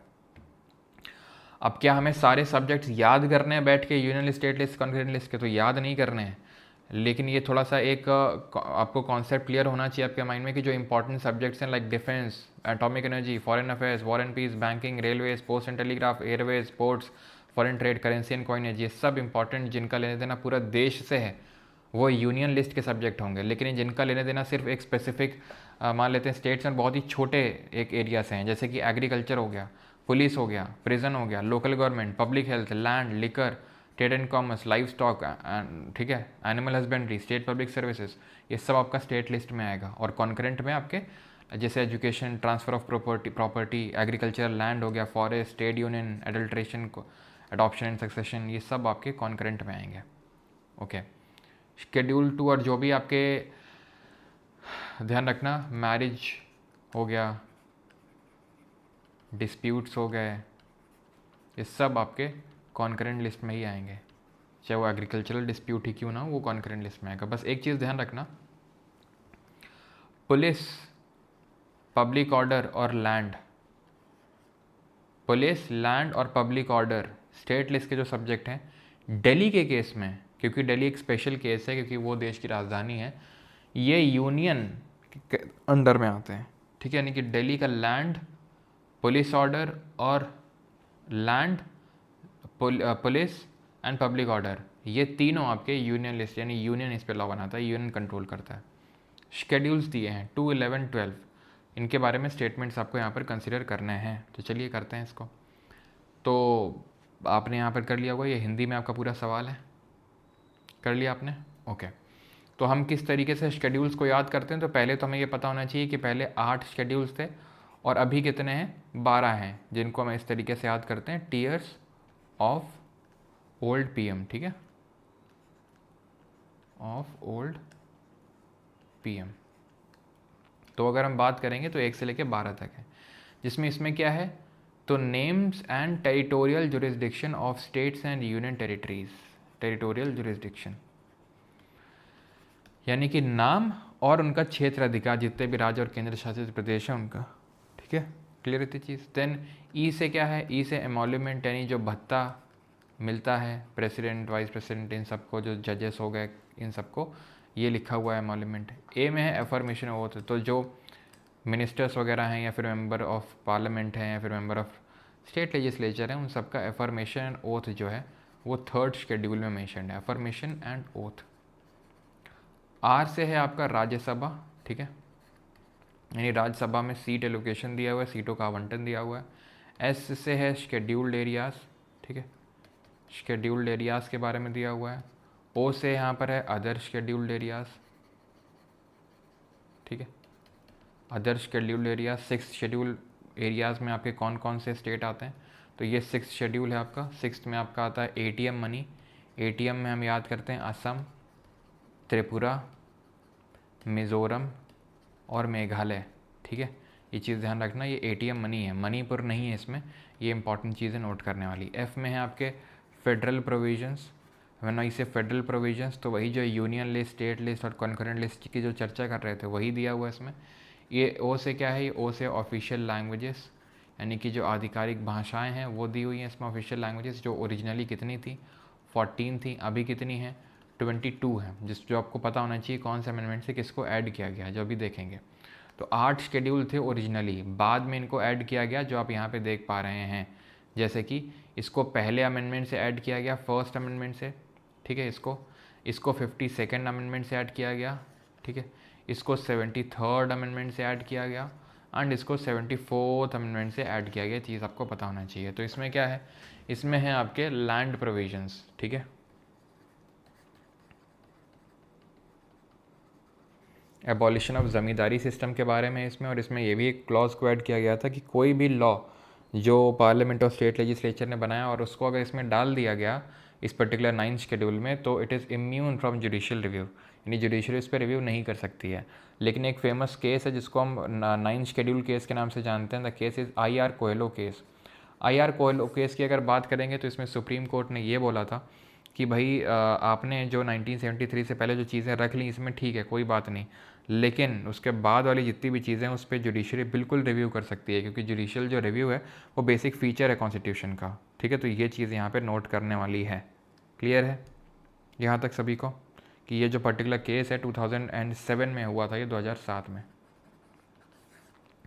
डी से यहाँ पर डिफेक्शन प्रोविजन। डिफेक्शन का मतलब है कि दल बदल विरोधी कानून के बारे में यहाँ पे दिया हुआ है, डिफेक्शन प्रोविजंस, ठीक है। तो जो लोग जो मिनिस्टर्स दल बदल करते हैं तो उनको उनके डिस्क्वालिफिकेशन से एसोसिएटेड है। अब कौन डिस्क्वालीफाई करता है, क्या एक्सेप्शन है, कितने केस में डिस्क्वालिफिकेशन होता है, वो पार्लियामेंट चैप्टर में देखेंगे।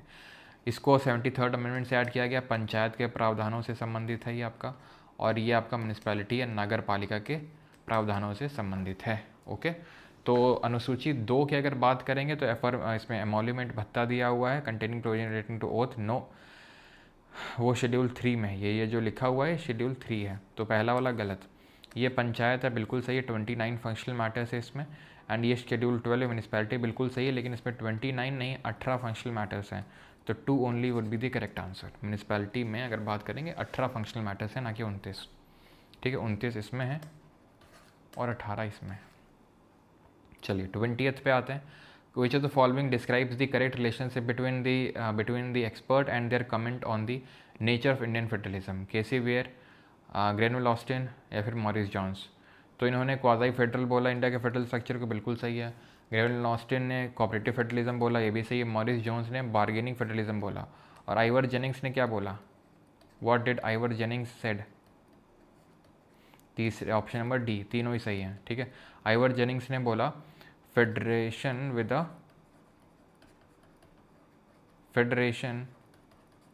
विद सेंट्रलाइजिंग टेंडेंसी, ठीक है, सेंट्रलाइजिंग टेंडेंसी, ठीक है। आगे बढ़ते हैं 21, ये हिंदी में आपका, ये इंग्लिश में क्वेश्चन आपका कंसीडर द फॉलोइंग स्टेटमेंट्स के बारे में यहाँ पे लिखा हुआ है, एंड देन यहाँ पे लिखा हुआ है आपका ये हिंदी में, ठीक है। बाकी लैंग्वेजेस हम यहाँ पे देख लेते हैं किस अमेंडमेंट से ऐड करी गई। 14 थी 8 शेड्यूल में, बाकी फिर 22 हो गई। तो आपको पता होना चाहिए, तो 21st अमेंडमेंट हुआ, सिंधी को जोड़ा गया, Sindhi was added. Then your 71st amendment was done, KNM that is Konkani, Nepali और मणिपुरी को ऐड किया गया। 92nd अमेंडमेंट की अगर बात करेंगे तो बोडो, डोंगरी, संथली और मैथिली को जोड़ा गया, ठीक है। तो ये ध्यान रखेंगे। Indian constitution is classified as partly rigid and partly flexible, बिल्कुल बात सही है, ठीक है। पार्टली रिजिड है यानी कि उसको अमेंड करना उतना आसान नहीं है, पार्टली फ्लेक्सिबल है मतलब बहुत आसान है अमेंड करना। Written constitution is easy to amend, गलत बात है।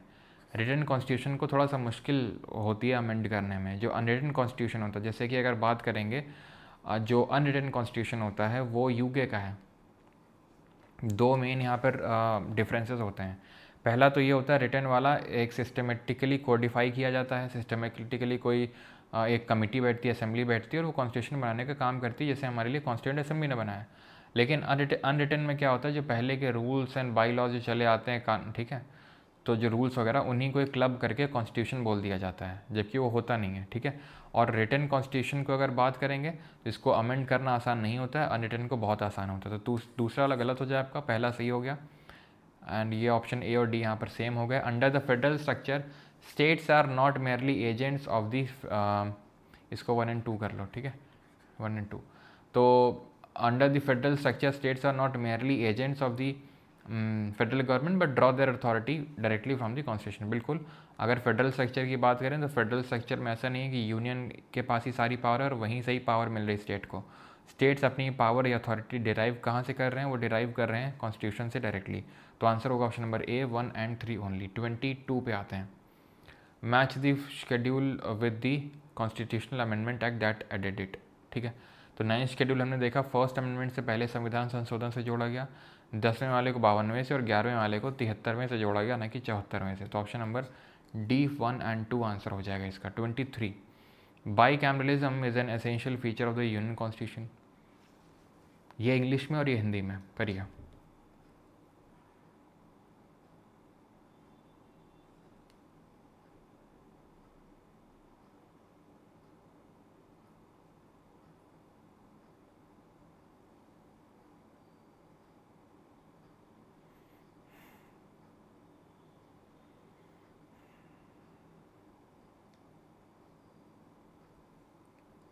कर लिए, चलो।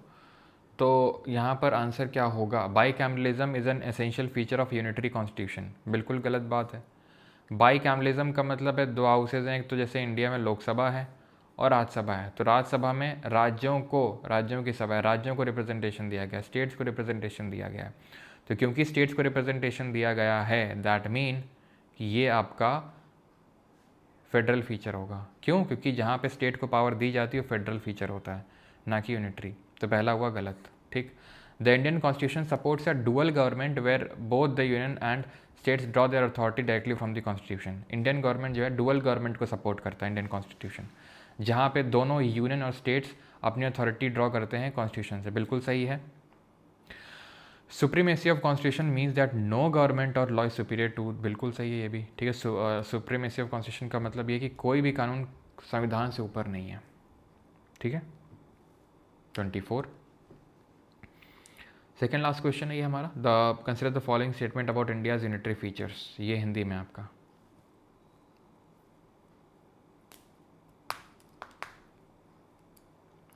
Sir bicameralism of UK is not same as Indian. बिल्कुल अभिषेक तिवारी, वो हम आगे देखेंगे किस तरीके से जो हमारी बाई कैमरलिज्म है, जैसे कि अगर हम बात करेंगे तो जो हमारे मेंबर ऑफ पार्लियामेंट होते हैं उनकी कोई लीगल रिस्पॉन्सिबिलिटी होती है कि नहीं होती है?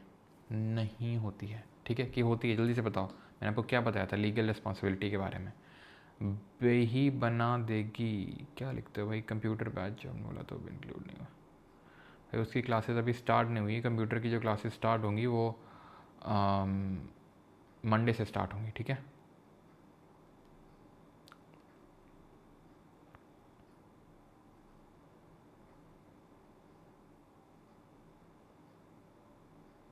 चलो, तो यहाँ पर पहला वाला स्टेटमेंट जो होगा वो क्या होगा? Provision of single citizenship implies that all citizens owe allegiance to the only to the union not respective. बिल्कुल, सिर्फ भारत की, सिर्फ केंद्र की नागरिकता, ऐसा नहीं कि राज्यों की नागरिकता। जैसे यूएस में क्या चलता है, एक तो आप यूएस के सिटीजन हो प्लस जहाँ पर आप रह रहे हो जिस स्टेट में, वहाँ पे भी, ठीक है, वहाँ पे भी।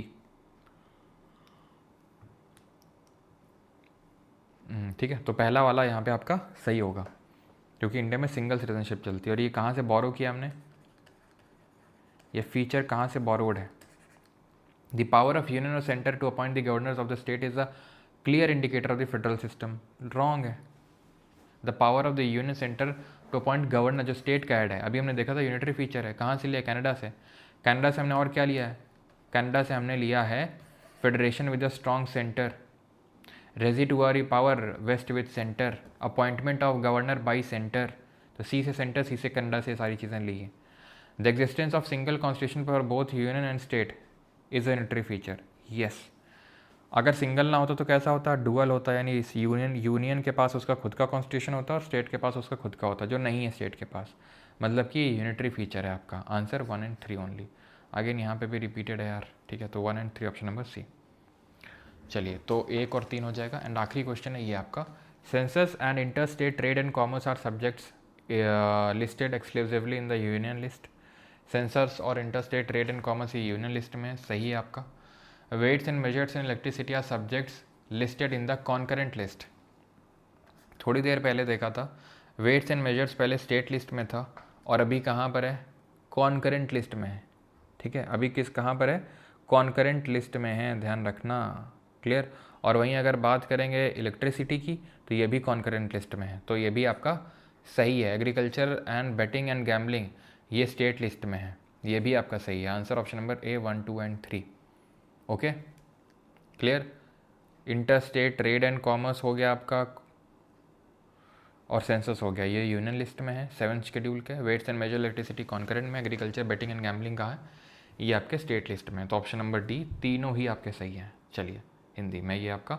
अब आ जाते हैं कुछ करंट अफेयर के क्वेश्चन, ले लीजिए उठा के आप। तो स्वामित्व योजना के बारे में ये क्वेश्चन है, पढ़िए, ये हिंदी में नहीं है, थोड़ा सा मैनेज करिएगा। स्वामित्व स्कीम के बारे में यहाँ पे क्वेश्चन है, करिए। It was launched by the government of India in 2021 to survey village areas using technology like drones. बिल्कुल, तो पहला ए वाला सही है यहाँ पर, ठीक है, ए वाला सही होगा। आबादी का मतलब क्या होता है, आबादी का मतलब होता है जो रेजिडेंशियल प्रॉपर्टीज़ होती हैं, जहाँ पे लोग रह रहे हैं, जहाँ पे लोगों ने इनहैबिट किया कर रखा है उस प्लेस को, वो होता है वो, ठीक है, क्लियर है। तो स्वामित्व ये रहा आपका स्कीम। और ये लॉन्च कब हुआ था स्वामित्व स्कीम, बताइए जल्दी से।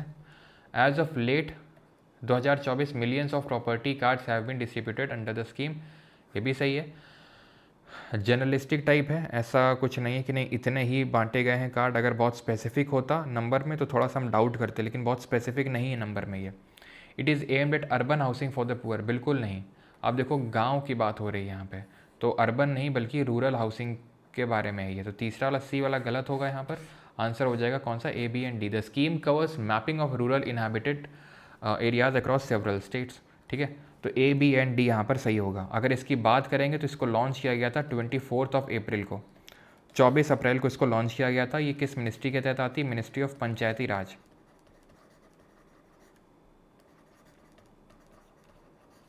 ठीक है। तो मिनिस्ट्री ऑफ पंचायती राज के तहत आती है ये। 24 अप्रैल 2020 को इसको लॉन्च किया गया था, ठीक है भाई। पीएम मोदी, ध्यान रखना है स्कीम के बारे में। एंड इसका फुल फॉर्म अगर पूछ ले स्वामित्व का क्या है, तो सर्वे ऑफ विलेजेस, देख रहे हो नाम में ये विलेजेस, तो अर्बन तो होगा ही ना। Survey of villages and mapping with improvise technology, and mapping with improvised technology in village area, in village area.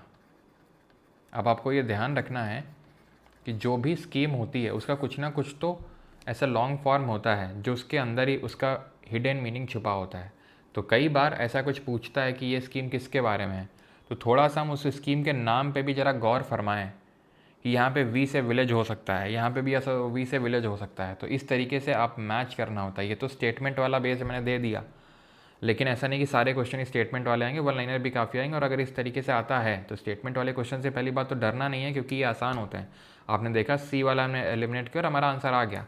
हाँ, टाइम ज़्यादा लगता है तो वो हम बार बार करेंगे, आपको प्रैक्टिस के लिए भी मिलेगा। अभी तो आज ये पहला दिन है, ठीक है। अभी धीरे धीरे और दिन आने दीजिए, एग्जाम डेट आने दीजिए, धीरे धीरे आप देखेंगे कि स्पीड जब पकड़ेंगे तो आप बहुत ही प्रो हो जाएंगे इन स्टेटमेंट को क्वेश्चन को सॉल्व करने में। और आपको ये इसमें स्पीड बढ़ानी है अपनी, कि किस तरीके से फास्ट रीडिंग करनी है आपको तुरंत। ऐसा नहीं कि आराम आराम से पढ़ रहे हैं, वही प्रैक्टिस आपको यहाँ पर करनी है जो आपको करवाई जाएगी। तो पीएम सूर्य घर मुफ्त बिजली योजना जो 2024 में लॉन्च हुई, aims to provide free electricity to household, which of this is or are correct. अब यहाँ पर अभी तक जितने सवाल किए हैं सब में करेक्ट ही पूछा गया है, ठीक है। तो इनकरेक्ट या नॉट करेक्ट करके भी पूछ सकता है, तो इस चीज़ का थोड़ा सा ना ध्यान रखना होता है हमें क्वेश्चन को सॉल्व करते वक्त। It targets to provide 300 units of free electricity per month to 1 crore household, 1 crore household को मिलेगा। और एक चीज़ कि भाई अभी जैसे लेक्चर ख़त्म होगा तो काफ़ी लोग तुरंत मैसेज करेंगे, सर क्या लेक्चर रिकॉर्डेड ही रहेगा, हाँ, और मतलब हमें दिख नहीं रहा है। तो होता ये है कि लेक्चर ख़त्म होने के बाद उसकी प्रोसेसिंग होती है, तो प्रोसेसिंग होने टाइम तक वो दिखता नहीं है हमें, उसके बाद में दिखता है, तो इस चीज़ का थोड़ा ध्यान रखिएगा। तो it targets to provide 300 units of free electricity per month to 1 crore household, बिल्कुल यही टारगेट है इसका। और ये किस मिनिस्ट्री के तहत है, तो ये मिनिस्ट्री ऑफ पावर है, ये भी सही है। Household will be supported to install rooftop solar systems, बिल्कुल सही है, इसमें सब्सिडी का है, ठीक है, प्रोविजन। और only rural household are eligible for this scheme, यानी सिर्फ जो रूरल हाउस होल्ड हैं वही सिर्फ इसके लिए एलिजिबल हैं, जो कि बिल्कुल गलत है। अर्बन रूरल दोनों हैं, ठीक है, अर्बन रूरल दोनों हैं इसमें, अर्बन एंड रूरल दोनों हैं। तो चौथा वाला गलत होगा, option number first, A B and C only. Okay, ठीक है, क्लियर। सब्सिडी कितनी है इसमें, सब्सिडी कितनी है, तो ध्यान रखना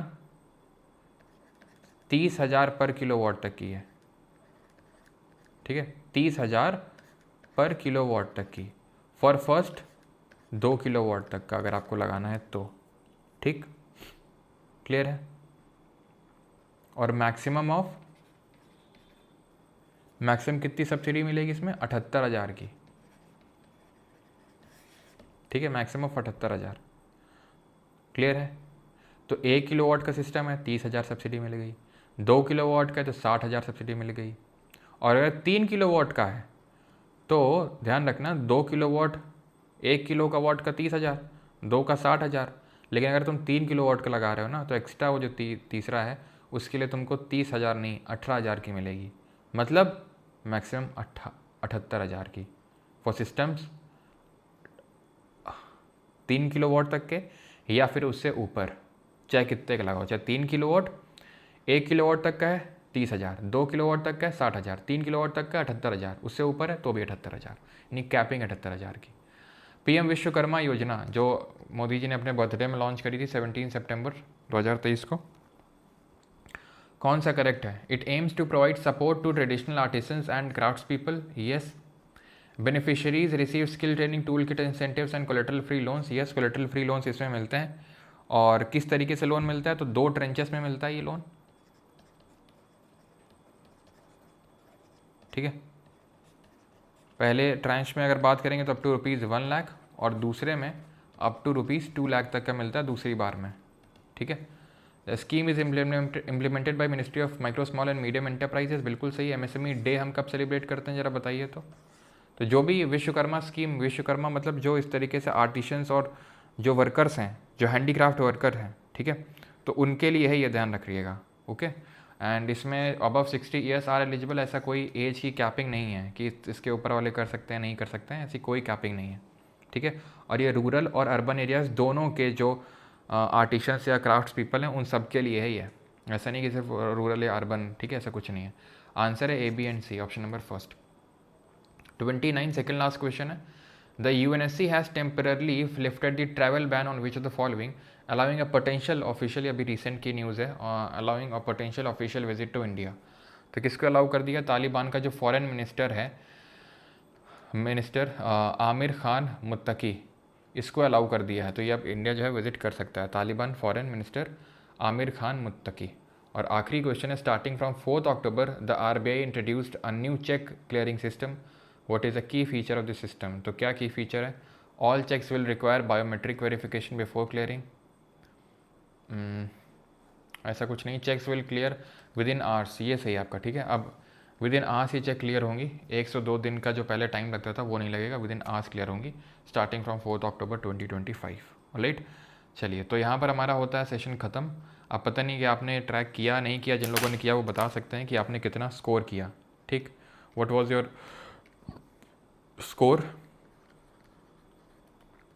ठीक है। एंड जो हमारे नेक्स्ट टॉपिक होंगे, नेक्स्ट क्लास कल होगी, ठीक है, अगली क्लास कल ही होगी, इतने टाइम ही होगी। और जो हमारे अगले टॉपिक्स रहेंगे वो मैं आपको बता देता हूँ वो कौन कौन से टॉपिक्स रहेंगे। तो एक तो पार्ट 1 एंड 2 ऑफ कॉन्स्टिट्यूशन रहेगा, संविधान का भाग 1 और 2, तो ये आपको रिवाइज करके आना है, part 1 and 2 of the constitution. And क्या करना है आपको, एंड अमेंडमेंट करना है टॉपिक,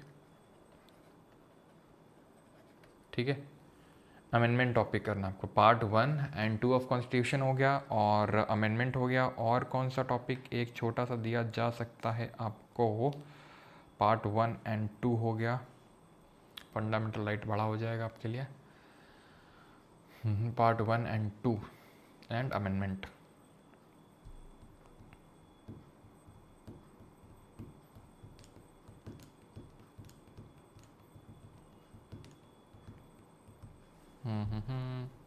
और कौन सा टॉपिक कर दिया जाए बताओ।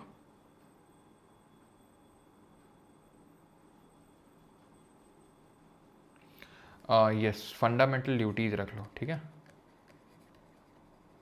छोटे छोटे टॉपिक ख़त्म कर लेते हैं।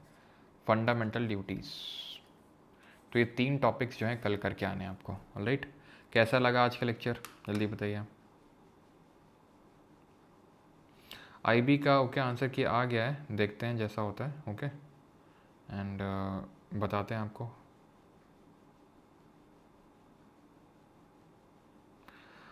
अभी तो थोड़ा सा हॉस्पिटल निकलना था किसी फिर बताते हैं आपको थोड़ी देर में ना। बाकी बताओ लेक्चर कैसा क्या लगा।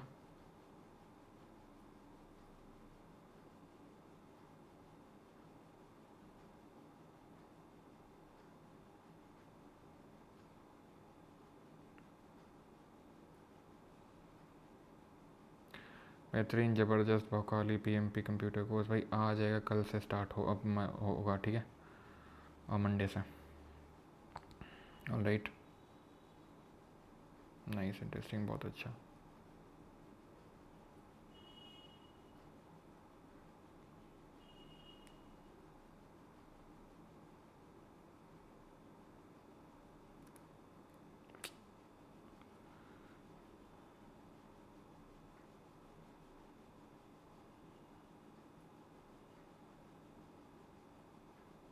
स्टाफ ने अच्छे काम नहीं किया यार, एक तो इतनी जल्दी जल्दी कमेंट्स भाग रहे हैं ना, मैं क्या ही बताऊँ।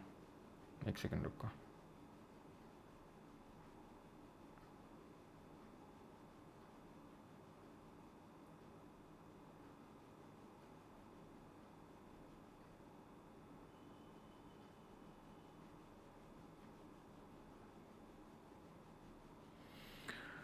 हाँ, पीएमपी कंप्यूटर कोर्स कहाँ है?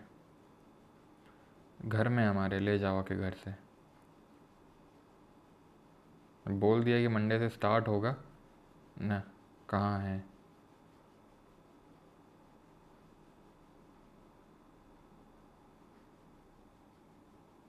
डेली 3 ही क्वेश्चन ही होंगे, हाँ इसी के आसपास ही होंगे। क्या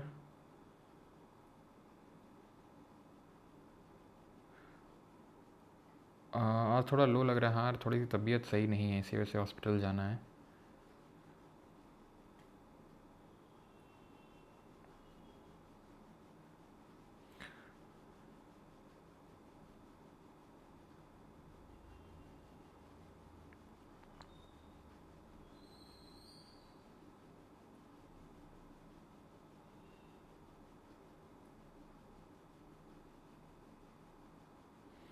चलिए, थैंक यू एवरीवन, ठीक है। स्पीड बढ़ाने का ऑप्शन दे दो भाई। मेरे चरण कहाँ हैं आपके? लाइव क्लास है ये, स्पीड बढ़ा दोगे लाइव क्लास की? हैं? रिकॉर्डेड देखो भाई, स्पीड बढ़ानी है तो।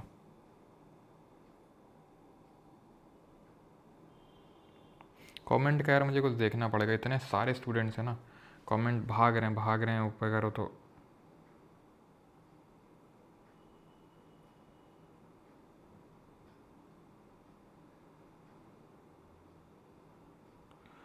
सो यूनिटरी समझा दो, अगर आपको समझना है ना कोई चीज़ डिटेल में तो बैच दे रखा है, ठीक है। बैच की क्लास में जाओ, डिटेल में उसमें समझाया होगा, उतना डिटेल में मैं यहाँ पे नहीं समझा सकता हूँ आपको, तो इसीलिए बैच का एक्सेस दिया है।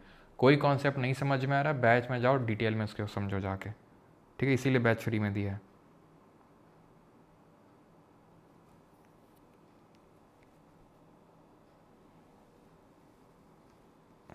ठीक है अभय जी, यूनिटरी बायस का मतलब होता है, यूनिटरी बायस का मतलब होता है यूनियन के पास ज़्यादा पावर है। भारत में फेडरेशन तो है, सेंटर स्टेट के बीच में पावर का डिवीज़न तो है, लेकिन सेंटर के पास ज़्यादा पावर है, ये चीज़ आपको ध्यान रखनी है। Alright, thank you everyone. Centre के पास ज़्यादा पावर है उसी को बोलते हैं यूनिटरी बायस है। Okay, thank you. ये PDF आपको मिल जाएगी टेलीग्राम पे।